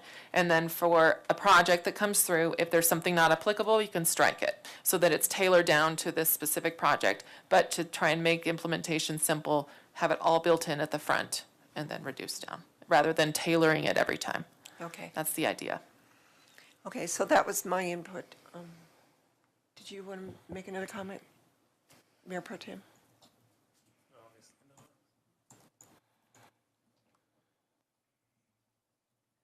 Do you have the direction that you need then? Do you want to sum this up for us, Harold? Not really. I didn't think so. No. So what I hear everyone saying is 10 years feels right. In terms of the large investment, I heard everyone say the 10-year rolling makes sense. When we got into, the smaller, below the 45% fee waiver, you all were starting to move in different areas. Some said that the fixed 10-year was fine. Others were alluding to longer deed restrictions, which has prompted me to throw out, well, if that's what you're saying, does the rolling work? So I think the first two on the large program, I think, have been answered by all of you. I think we need to dig into the single 10-year term deed restriction on those that have less than 45% fee waiver. And is that what you all want to see, or do you want to see the rolling, or do you want to see something else? Molly, do you want to go back to that slide that shows the two options? We could do the summary one. I think it's one more, or is this? This one's got the large and the small summary. Okay. Mayor Pro Tem Rodriguez. Thank you. I think where I'm struggling here is that we could be talking about a private developer who wants to provide this kind of product with no subsidy from the city, right? And then we could be talking also about a product at the same price point that the city is heavily subsidizing. And so that's where I'm having trouble here, is that if the city is heavily subsidizing something to reach a price point, I think there should be requirements, deed restrictions, things like this. But when we're talking about something that's provided by a private developer with no real city subsidy, and they're providing this because they're getting some sort of other carrot, not a stick, but a carrot, as far as, incentives or something like this, that requiring the same deed restriction, yes, that does not seem necessarily prudent in concept because they're doing it in and of themselves. And so I think that's where I'm having a real disconnect here when we're having this conversation. Because I know hypothetically, because in concept, we're kind of talking hypotheticals here. And so are we just specifically talking about city subsidized attainable housing? Yes. Yes. Okay. And so in that case, I am still a firm 10-year. I don't really like the buyback concept unless, as previously noted, that with our even our truly affordable, capital A affordable housing, that we have this concept in there. I would like to just make that consistent, if you will. So that's where I was getting a little bit confused, I suppose, is that there are private developments not necessarily asking for city subsidies that could be providing this same level. I'm not going to name it, but it's in the air right now because of the county. But so that's where I was going with my comments about talking about deed restrictions and things like that. If the city is providing substantial subsidies, I want deed restrictions. I don't really like the buyback process unless there's extreme circumstances which are already outlined in our affordable housing policy. And so that's where I stand. I'm happy to hear what my fellow council members say. He said it much better than I did. That's what I was trying to say. Councilor Martin. Thank you, Mayor Peck. I think maybe one of the premises that Molly began with that we may be overlooking, except possibly the Mayor Pro Tem, which, his statement partially touched on this, is the idea that this whole program provides a disincentive to producing attainable housing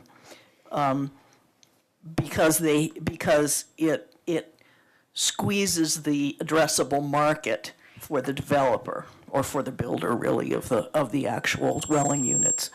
And because of that, it's easier for a large developer to deal with, the pushback, to deal with a really long deed restriction than it is for a smaller developer who can't, he can't do things like phase his market and, do other things that improve the way his addressable market behaves. And that is the reason for having a small investor have a simpler deed restriction function that doesn't last as long, so that more people are willing to get into this. And because of that, especially if we agree to leave off the buyback for now, or the buyout for now, I am good with having this two-tier idea of a three-tier deed restriction through three ownerships for large investments, and a shorter one for small investors. So I just thought I would explain that as my reasoning in order to hope that we can get to consensus. So, my proposal for consensus is keep this as it is, except for dropping off the buyout. And, again, with the caveat that we could probably structure the ordinance so that we could put it back later if it was necessary in the future because of market pressure or market crisis.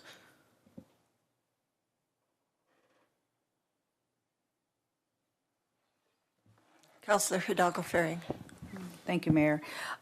So I want to make sure that what we're doing doesn't convolute or make it worse or make it, just impossible for you all to navigate as we're going through these applications. So if there are policies that we have in the affordable housing as in regard to buyout or, emergency situations, unforeseen situations, how much of that could be carried over that we could just kind of cross and have it in both funds? What would be possible to simplify or streamline that process? As well as, and I was rereading the packet and looking, I had marked that I wanted to see this slide again, but I did not mark why I wanted to see it. So I wasn't going to draw attention because I forgot my question. So thank you for popping this back up again. And so looking at the fixed term deed restriction is only applying if they're contributing less, or asking for less of a fee waiver, sorry. And so, I mean, I think that should have a more liberalized policy and less constraint than those who are receiving more of the funds. So, in looking at the 10-year, yes. If they go for a larger investment fee waiver, then yes, I agree that we should go for the rolling. As far as the buyback component, I want to be empathetic to situations, but if there's just a policy already written in that affordable that can kind of make its way over to cover that attainable, I would be amenable to that. So, can I ask a question? yes, please. Who is okay with the fixed term tenure on projects that are requesting less incentive? Just raise your hand. Okay. I think that answers the last remaining question. And then no buyout, but we'll incorporate the buyout language from the affordable housing program into this. And then Tim will draft some language that also gives council the ability by ordinance in the event that there's another 08 that you can adjust by ordinance depending on conditions that are happening right then, but it doesn't require it. Thank you. Thank you very much for listening to us. I will tell you, internally, we struggled in this. It's difficult. Internally, we It's struggled tough. with and said many of the same things that you all were saying. So we were having the same challenge. And remember, we're charting new territory. It was a good discussion, though. So the remaining pieces are rather more straightforward. Okay, on our employer-sponsored unit. So this, last time you saw it, this was a right of first refusal option for city employees to help with staffing and quality of service provision issues that we've been having. Through the stakeholder feedback, we heard that open it up to all employers, of which the city could be one. And so that's how it is structured in this proposal. We also are making sure that we call it a preference rather than a right of first refusal. That is the best way to move forward under fair housing laws. And that would come with a process where you can say, we have preference for employed by this employer, and if there's not out there, then we move down the list. And we need to define that process just to avoid, the large unknowns of what that would look like.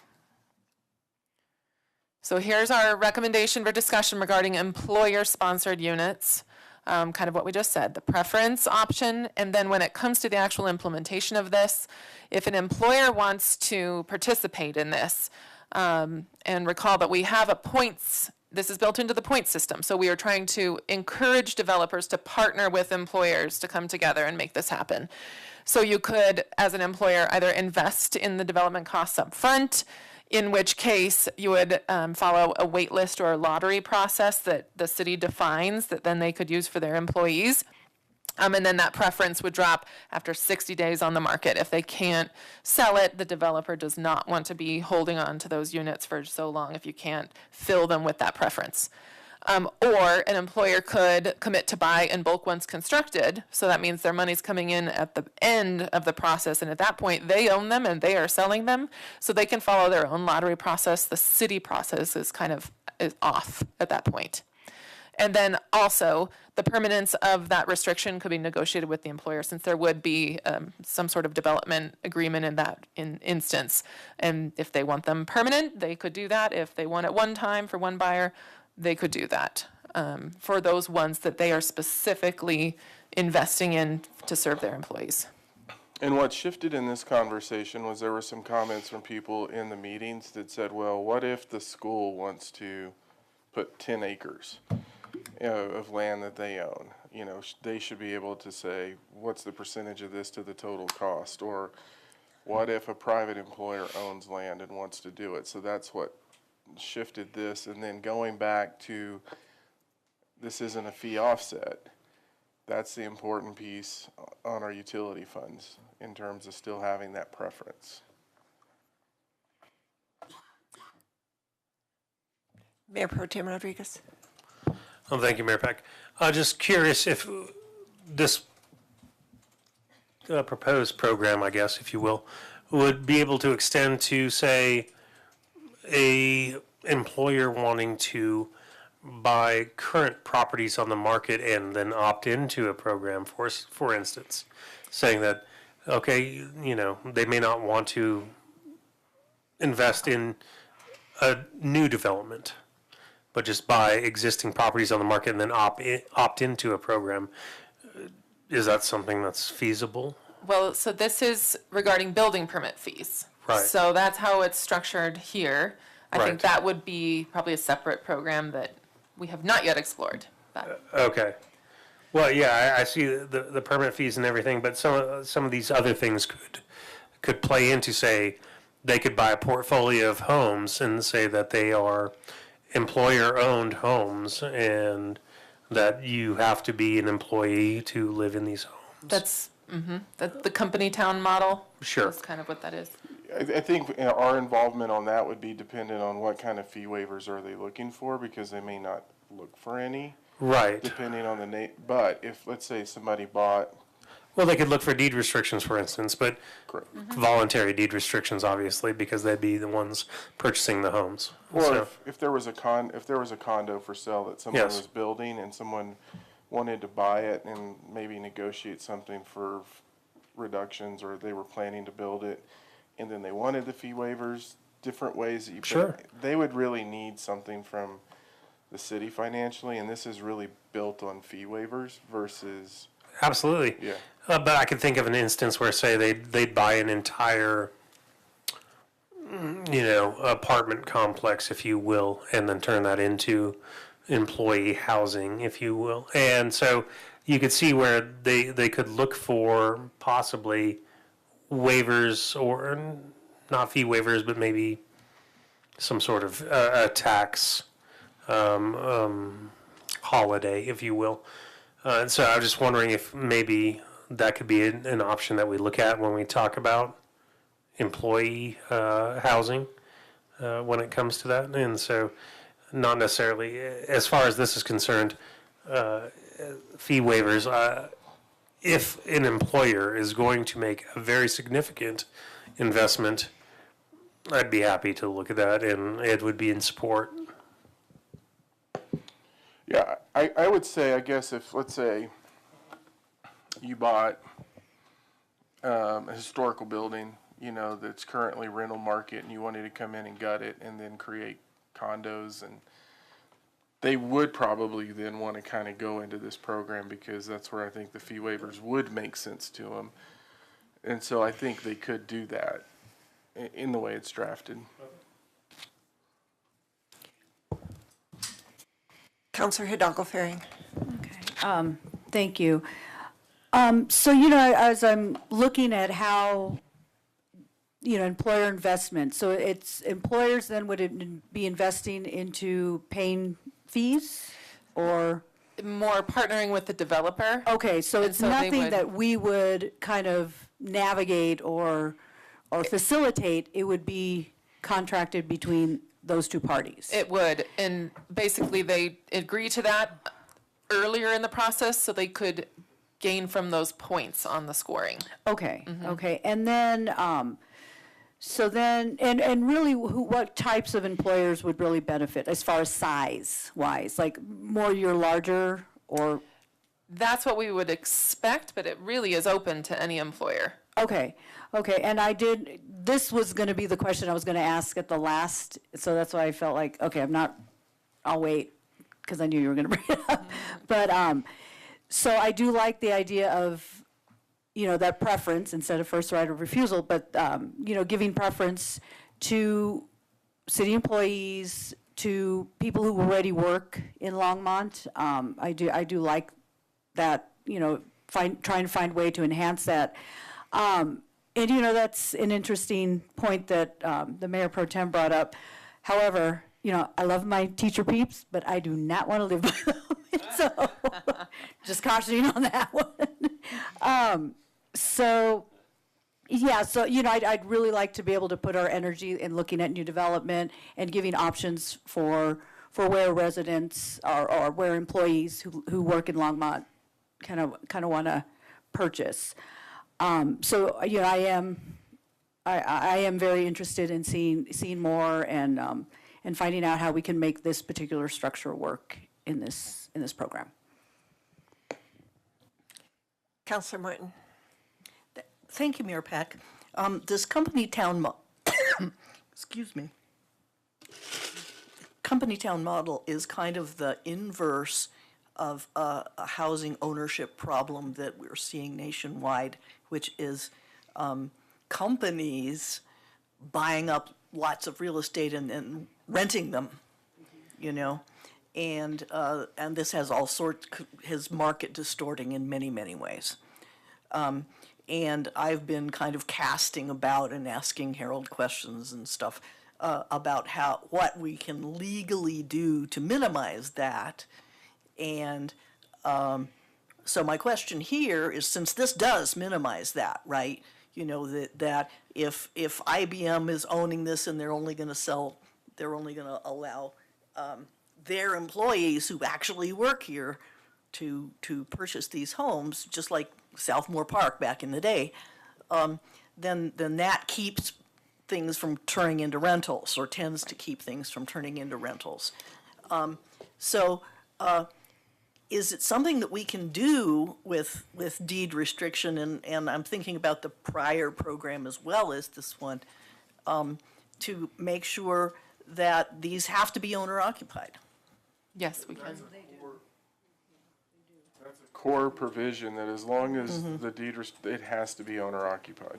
Right. So you'd be close to 30 years in the big scale thing before you could ever sell to someone who wanted to use it for rental property. You could have some as deed restrictions start falling off at the 10-year mark, but I think you're going to have the rolling piece that's going to keep home ownership in there too. Okay, well, I don't want to prolong this conversation, but when this comes back, I'd like to have a better understanding of how that would work. Seeing no one else in the queue, I think this is a good discussion. I like the fact that it's going to be a preference, and that the city would only be involved if the city were the employer working with the developer. Based on the investment Exactly. that we're putting in, and then if you have other employers coming in and they're asking for the fee waivers and other things, that's where we start putting in the owner occupied and all of those other components with it. Okay. Is there anything, are these going to be market rate? This is Any all, of them? This is all 80 to 120% So AMI. it's gonna be the attainable. You could theoretically have developments that have market rate and this, but this would only apply to those that these. fall in the 80 to 120% AMI. Okay. Is there any other discussion on this? I think this is a good thing for us to follow up on and continue to Well, we're work. planning to bring the ordinance forward. Yeah, great. All Have a right, lot the more. next one is, could be confused with the last one, but this is not about employer-sponsored, where somebody's trying to bring their employees in and invest in exchange. This is just to provide a preference for those that are employed in Longmont, or, and this is based off of stakeholder input, relocating to Longmont for a job. That was one of the Economic Development Partnership's main comments there. Preference process, again, needs to be defined, same thing, and then fair housing really kicks in on this one. Because if an employer is investing, then they have a much greater realm of control over those units. But if it's really a city program and they're open for sale on the market within an income qualified group, we need to be careful with the employment restriction, because we don't want that to inadvertently have age discrimination with retirees or people that are disabled that are not able to work. So there's a fair housing lens on this one that goes through the exceptions to the preference that we have to consider. So the recommendation on this one is similarly to go to a preference. We can have a work eligibility for preference, and these are some of the examples that we've seen in sample deed restrictions, particularly in the mountain communities, and those ways to make sure there's a fair housing lens on it. It would be the same deed restriction as the general program and the same preference drop at 60 days, and we would have that wait list and lottery process defined, so the developers selling the homes would have to go through that. Any comments on this piece? I see any comments? No? We like it. Okay. Wonderful. Okay. Moving to the right sizing of our existing programs, if this attainable fee waiver program is added to our menu of options. So the existing, we do have a little, I'm sorry, the text is overlapping there a little bit. We have a middle tier option built into the inclusionary housing program currently that's been in place since 2018. And it was a very pretty innovative approach at trying to address the attainable housing problem early, before a lot of people were talking about it. And so right now, as is currently written in code, if you provide attainable housing between 80 and 120% AMI for sale product, you get a reduced IH requirement. And so if we add that on, stack it with a fee waiver, here's a scenario, very broad brushstroke scenario of how that could stack together, and then how that looks next to our affordable incentive program. So what you'll see here is for 100 units,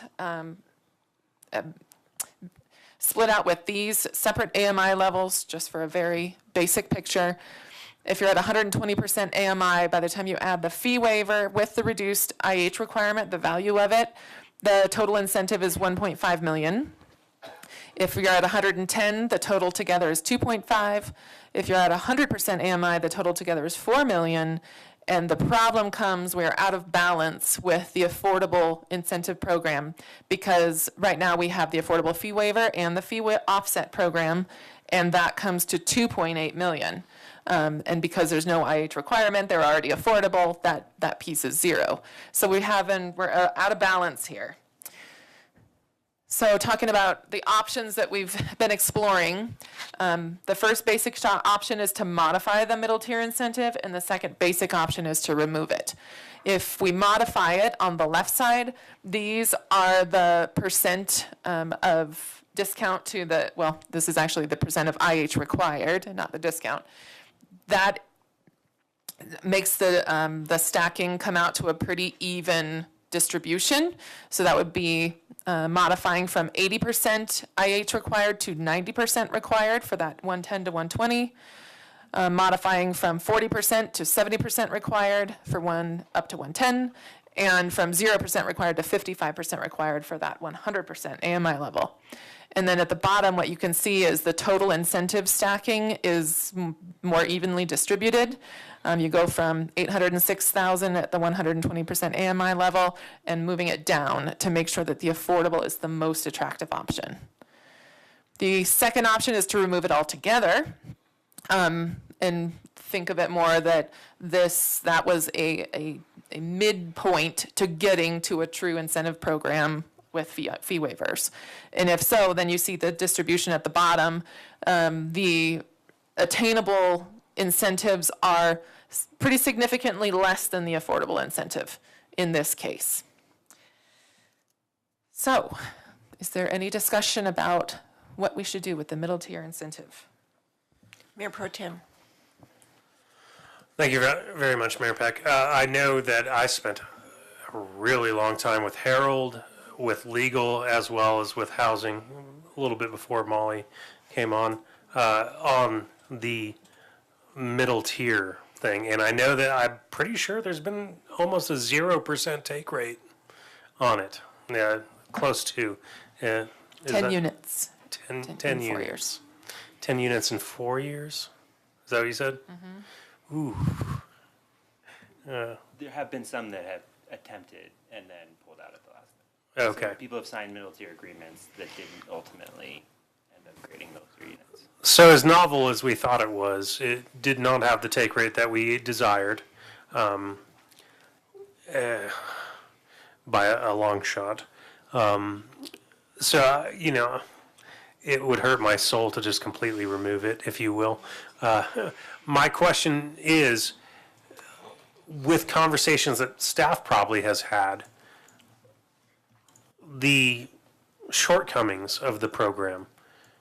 So does staff truly feel that the modification would bring us more than 10 units and more than maybe a couple of conversations or applications that did not necessarily make it through or pass muster? Does staff truly feel that we would gain more units with the modify? I would say that the numbers, once you see them together, 1.6 million is pretty significant. Of course, this is for a larger scale project. The ones that did consider the mid-tier are not 100 units.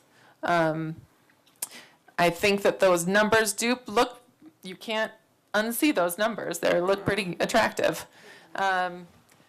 It's hard to say, but again, we're trying to affect change how we can. So I would hope that people would give it a shot and hopefully not have to back out at the last minute. I think it's hard because part of what we were seeing is really to go, I think, why were we not seeing as many units?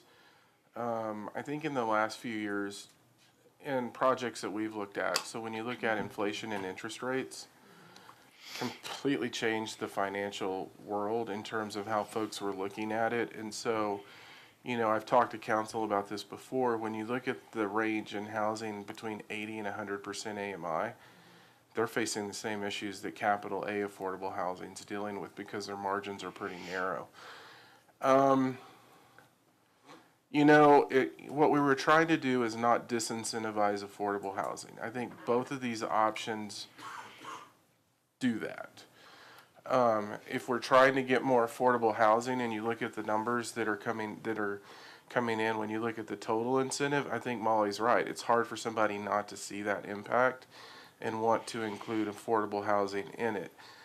At the end of the day, they still have the option under this in terms of either building the units or paying cash and fee in lieu to satisfy that requirement as they're looking at the middle tier. I would hope that it would probably encourage them to actually build it on site by just adjusting it upward. But we'll have to monitor that over time and see what's really happening. Well, I remember saying that to a member of the public when we first passed the IZ ordinance or the IH ordinance, whatever you want to call it, back in 2018. I said, give it a few months, give it a year or so we actually know whether it's affecting the market the way we would like it to. And they told me that was short-sighted. But anyway, I guess I'm not ready to throw the baby out with the bathwater. And so I'm going to be in support of modify. Councilor Martin. Thank you, Mayor Pack. I sort of feel the same way that, that it would, they really liked it. And I think a lot of them signed up and then pulled out. And there were so many disturbances in the market. Plus, we were busy. And we let the fee in lieu get way, way advantageous over building the units. So I don't think that, the last 4 years are really a fair test. Yeah, I'm with the Mayor Pro Tem. I think that we should err on the side of modify, which is such a big incentive that how could anybody ignore it? And get us these units, and then because it doesn't have to be forever, we can look at it for another 2 years. So that's where I stand. Modify. Can I have the rest of you weigh in on what you're, Councilor McCoy? Thank you, Mayor Peck. I agree with modifying. I think that we should give it, as they say, the old college try, and try to put a little bit more effort in that and see what happens. It might yield some positive opportunities. Councilor Hidalgo Fearing. Thank you. I agree with option one in modifying. And I'm wondering, are there other areas in our, as far as allowable materials for construction to help bring down costs? Are there other ordinances or requirements that we should be looking at as well to kind of boost up, make this more appealing or sustainable? So we're looking at some of those now. Probably the most significant one that we're looking at, and I know Bob's in here, but Bob, David, and the engineers are really looking at the design requirements for, council's talked to us about a more urban-based code for. By the end of the year, just to, the same thing that they did with the rest of the IH program, where they showed us how we were standing. Great. Councilor Yarbrough. Thank you, Mayor. So I'm going for option one as well, but I do have a question. Did Root actually provide a survey to those who backed out in the past? Those who applied, do we know why? What we have generally heard, Root didn't do that for us, but we still ask for that.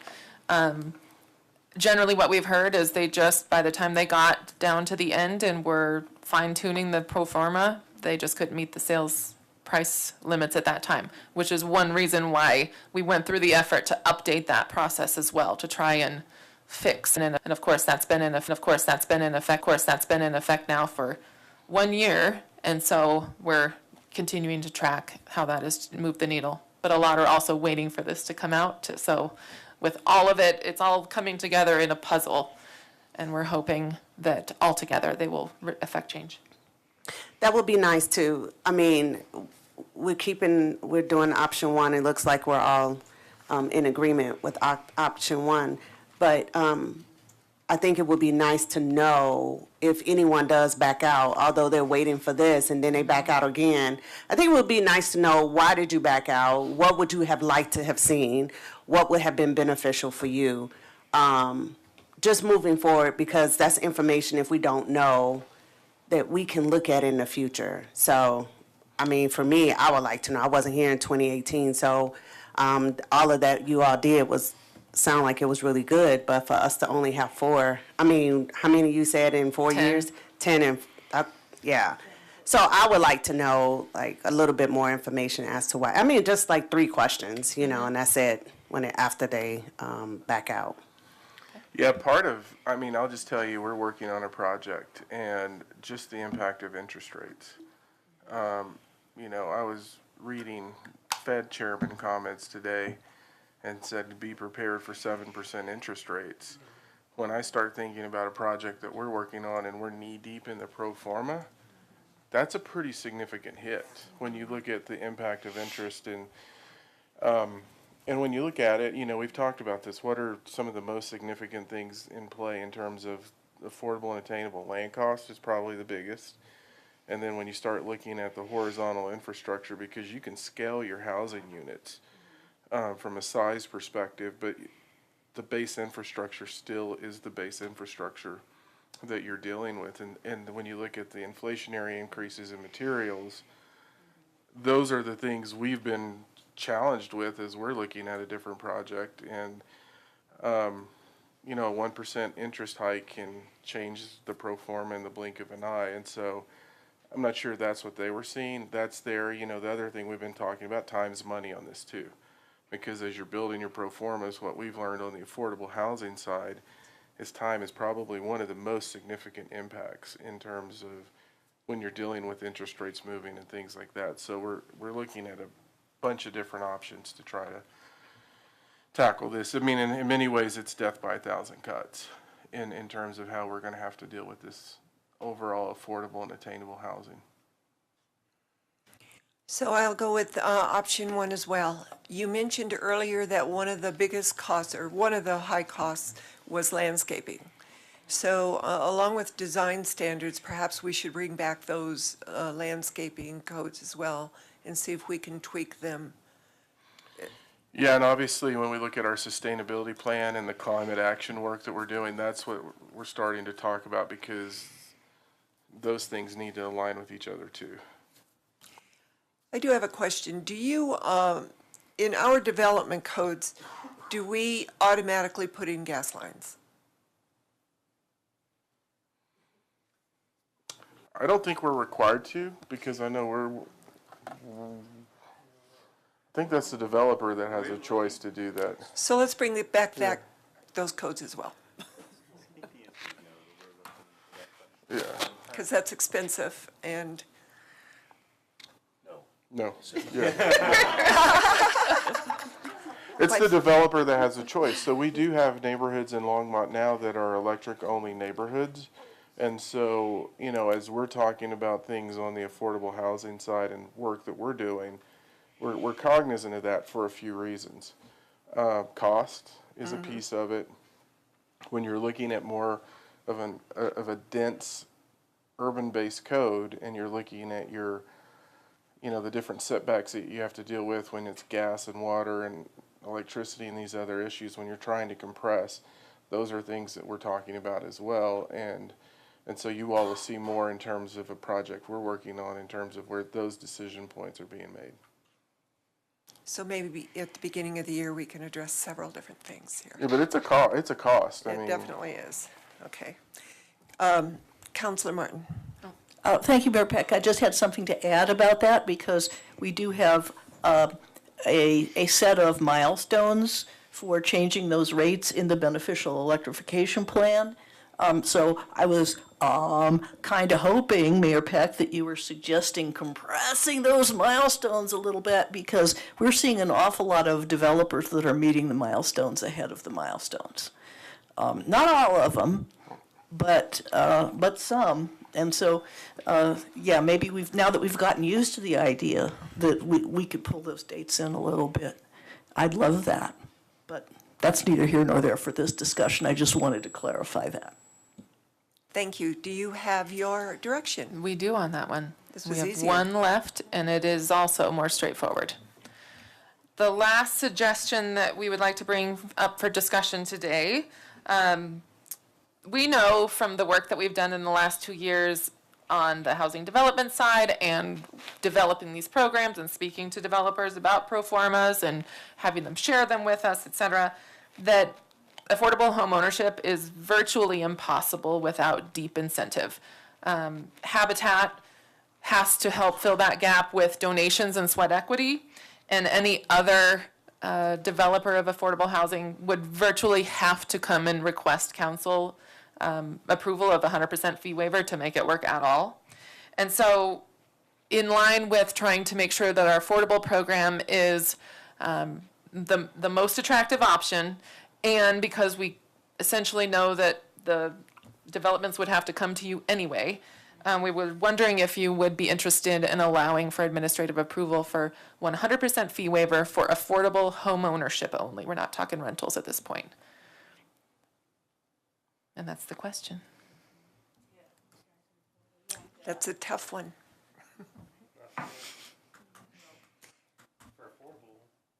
For affordable, capital A affordable. So complete you need to go back one. Yep. One. So complete administrative approval on affordable. Affordable for sale. Waiver. Right now, 75% is allowed administratively, so it would just kick it up to 100. Okay, can we just give a yay or nay? Okay. Okay. All right, those are all of the key elements of the attainable fee waiver program. So our next step is we're providing this, just summarizing the feedback from our engagement sessions to get that back to those stakeholders. And we're working on an ordinance to bring in October is our plan.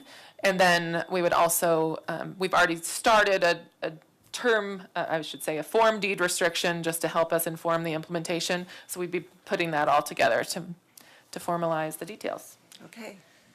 Thank you. I think we need to take a 5-minute break. Thanks for hanging with us. Yeah. Really, this is the same world we were going through internally, so thank you. Well, thank you for hanging in there with all of our questions.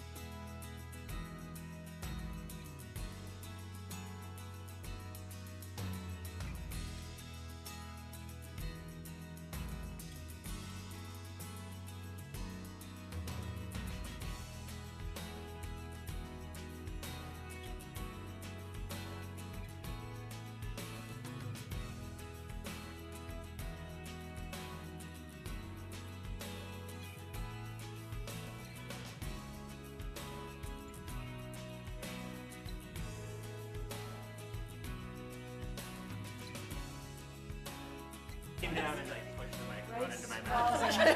It looks like it is, I yes. had no Very further subtly, opportunity to yeah, comment, very so, subtly. yeah.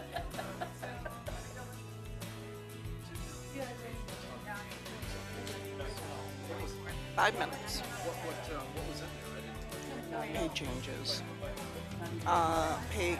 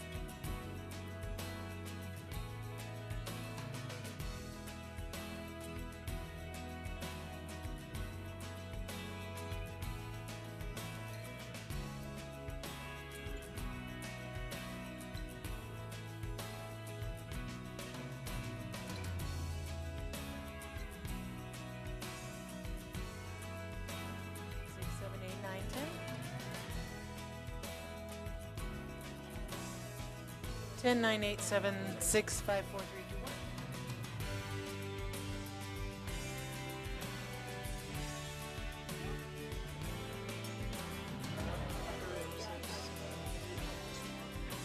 1. Try again.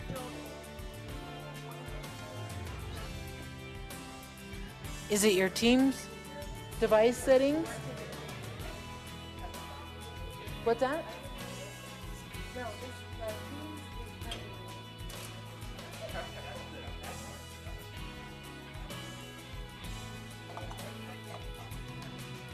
One, two, three, four, five, six, seven, eight, nine.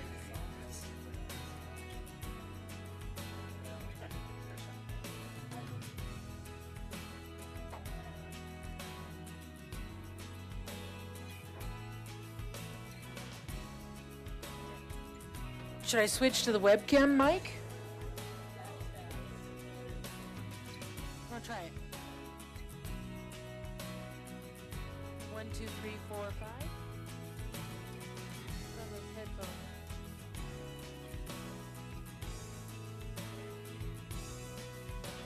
1, 2, 3, 4, 5.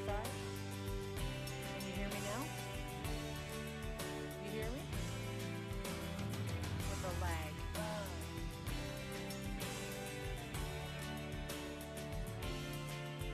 In the headphones, Sandy?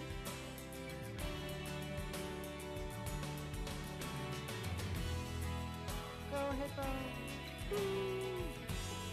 Hi, Sandy. No, you can't. Give it a minute to catch up. Okay, so maybe that's an option.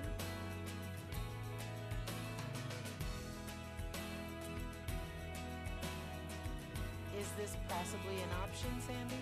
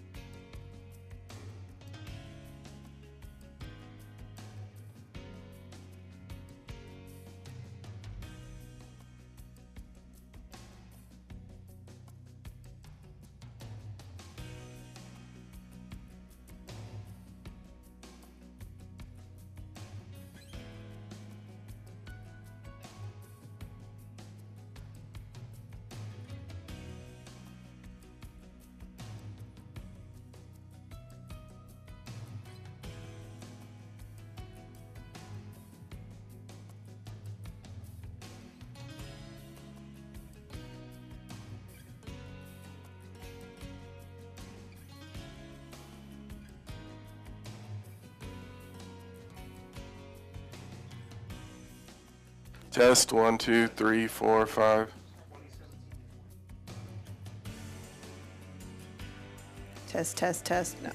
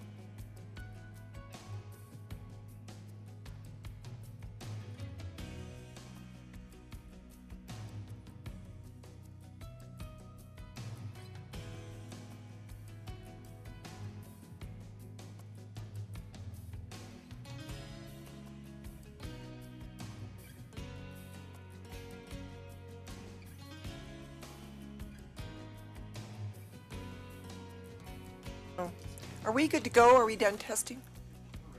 Okay, thank you. We're back in session. Hi, Teresa. Good evening, Mayor, City Council, Teresa Malloy, Budget Manager. So this is the final evening for our 2024 budget presentation, and I don't have a slide presentation for you, simply because most of, well, all of what I wanted to review with you this evening, we have talked to you about in the past. So we have in your packet attachment T highlights all the changes by fund since we first presented the budget. And I want to just quickly go through those changes for you. Last week I mentioned all the pay changes. So those are all reflected on this attachment. We also have the changes in the reduction to the property tax, and that is both in the general fund and then the GID. And then we have some changes to two of the DDA funds. The DDA A&E fund, which is a reduction, it's an increase in the intergovernmental revenue. So that's the transfer from the general fund to the DDA A&E for the holiday lights. We had that included in our proposed budget in the general fund as an expense, but we didn't include it in the DDA A&E fund as a revenue. So we've now adjusted that, and the result of that then, an increase in that revenue means we could decrease the revenue then that comes from the TIF portion of the DDA debt that covers the A&E. So those are the changes, and in total, it is an overall reduction in both revenue and expense. So our total revenue budget across all funds is now $415,467,823. And our revised total budget for expenses is now at $443,954,668. And so that is really the only thing I wanted to review with you this evening. We did advertise for a second public hearing. So you'll need to hold your second public hearing, and then staff will need final direction from you on 4 things, really. Our proposed budget, our proposed CIP, the pay plan, and then our financial policies, so that we can come back starting next week with the ordinances, and then the following week we'll have the resolutions. So with that, unless you have any questions for me, I'll let you hold your second public hearing. Mayor Pro Tem Rodriguez. Thank you. This is not technically a question for you, Teresa. This is a question for legal. Can we, in this motion, not obviously to approve potential ordinances, but can we roll a motion to bring back all budget-related ordinances in one motion?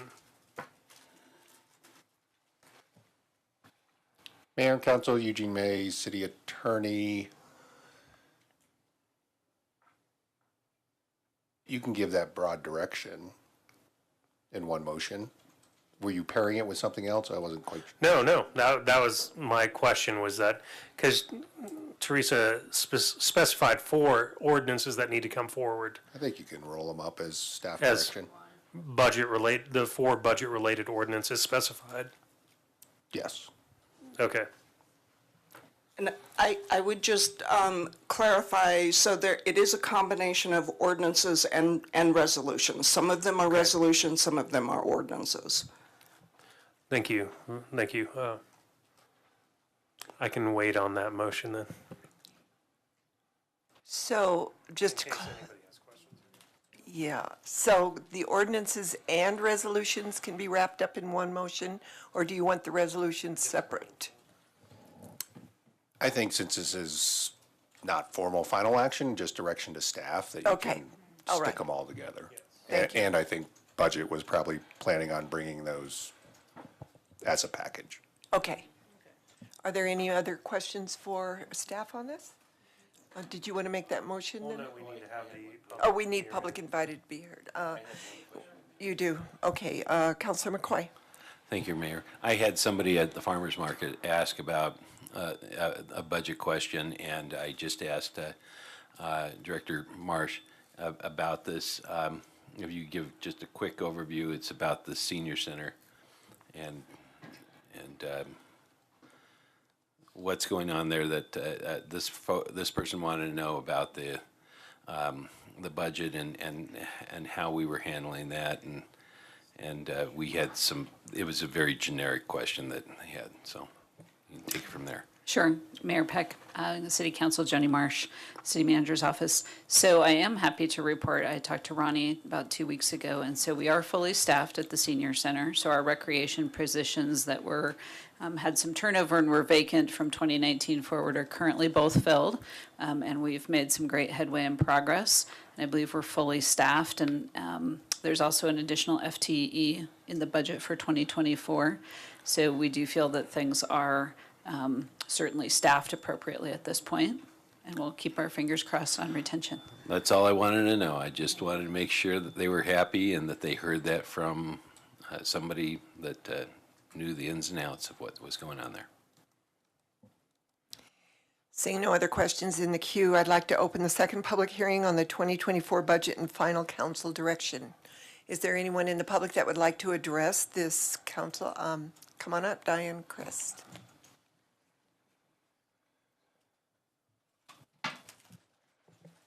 Thanks for having me back. Diane Christ, Longmont, Colorado. I have just a couple of concerns about the budget that I wanted to mention.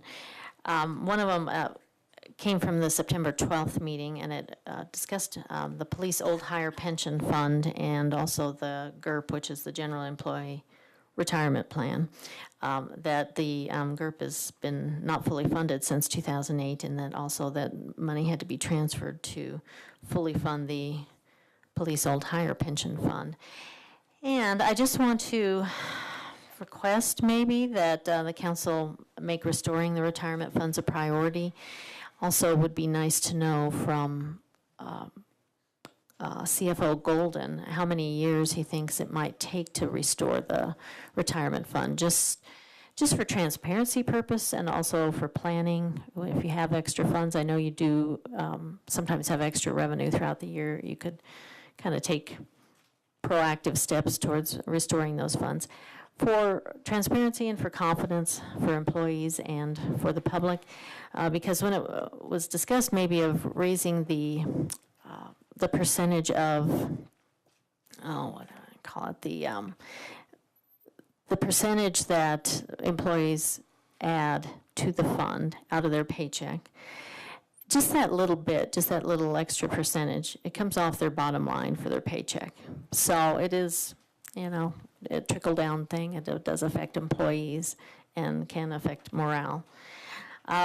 Also, okay, so I'll be brief. There's only one other thing I wanted to mention, and that's a quick plug for my transportation board members who had some concerns that the repairs and replacements to the municipal buildings, in this case was a boiler, HVAC, and flooring replacements, that they fell outside the intended purpose of the street sales tax.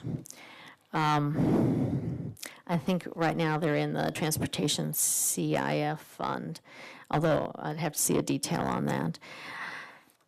And I guess the alternative might be that it would come out of the general fund. So there's just a concern, as the transportation board also gets concerns from constituents about why are the streets not fixed? Why do I have a pothole outside my door? That kind of thing. We want to make sure that all that street sales tax is going for fixing the roads. So that's all I have to say, and thank you very much. Seeing no one else that would like to, Lance Whitaker, come on up.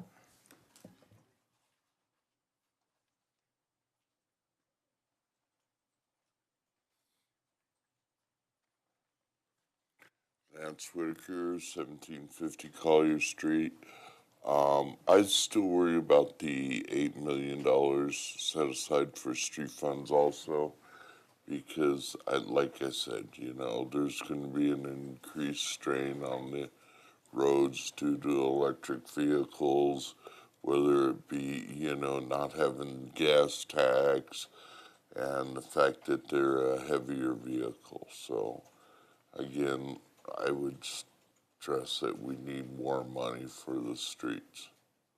Thank you, Mayor and Council. Thank you, Lance. Is there anyone else in the public that would like to speak? Seeing no one, I'm going to close the second public hearing on the 2024 budget. Councilor, Mayor Pro Tem Rodriguez. Thank you, Mayor Peck. I would move that the city staff brings forward all resolutions and ordinances related to the 2024 budget at the, is it next meeting, the next regular session meeting? Yes. Didn't know based on what's also on that meeting, so yes, on the October 10th meeting. So, Mayor Pro Tem Rodriguez moved that we bring back all the resolutions and it was an ordinance. Yes, ordinances, for the budget next week.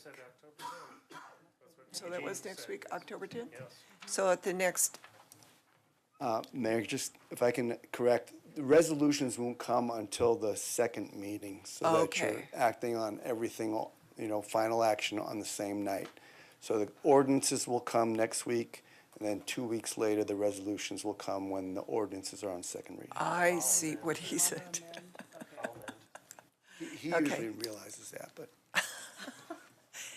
Mayor Pro Tem, do you want to amend that motion?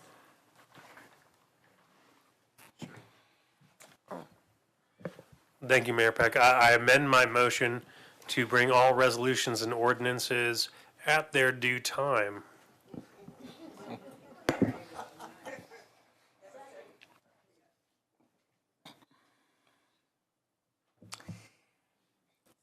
So, doesn't Counselor Hidalgo Faring second that? You're seconding the amendment.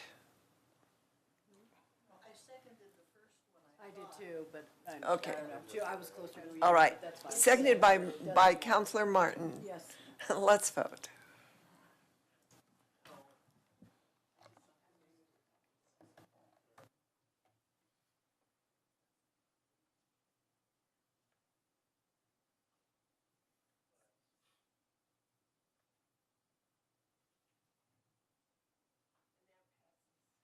That passes 6-0 with Counselor Waters absent.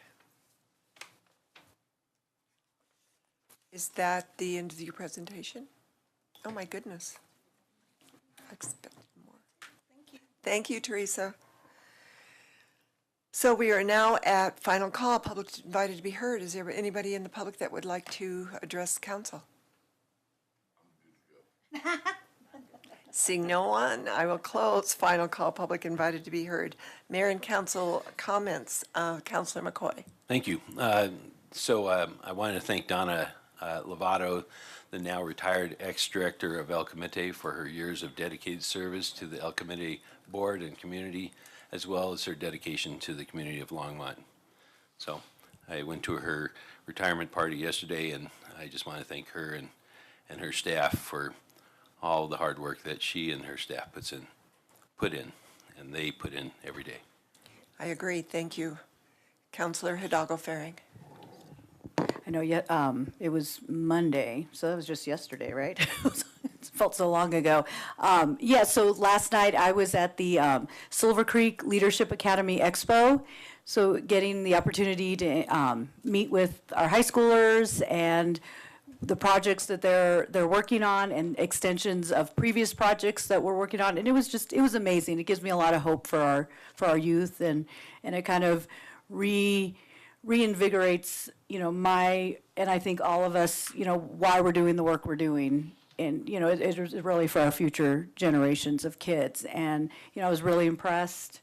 We have one kiddo who was doing on voter engagement among youth, and, just looking at the different ballot measures and the county ballot measures, and just, really doing the research and having just amazing conversations. So I appreciated that, and appreciated the work that Carrie Adams does with the high schoolers. Just phenomenal work, and so I just wanted to highlight that piece, as well as the Electrify Longmont event last Saturday at Longs Peak Middle School. I was there, and I learned a lot. I had a chance to talk with folks from PRPA and Comcast, or not Comcast, Excel, and just it was really informative. So anytime those opportunities come out, I really encourage folks to get out there and see what's happening. Thanks. Mayor Pro Tem Rodriguez. Thank you, Mayor Peck. I'm surprised. I was getting ready to turn my light off because I'd assumed somebody would have spoken about it already. But I was one of a number of council members, including the mayor, who was at the tea on Sunday at the Callahan House. And it's a beautiful house. I'd like to congratulate the new house manager, who used to be the house manager of the Molly Brown House in Denver. So I'm sure it's in very good hands, and it was a wonderful experience. And I'm just very happy that Longmont prioritizes some of the historical preservation that we do, including the Callahan House. So I just wanted to mention that. Thank you. Counselor Martin. Thank you, Mayor Peck. And I would like to remind everybody that this is debate week.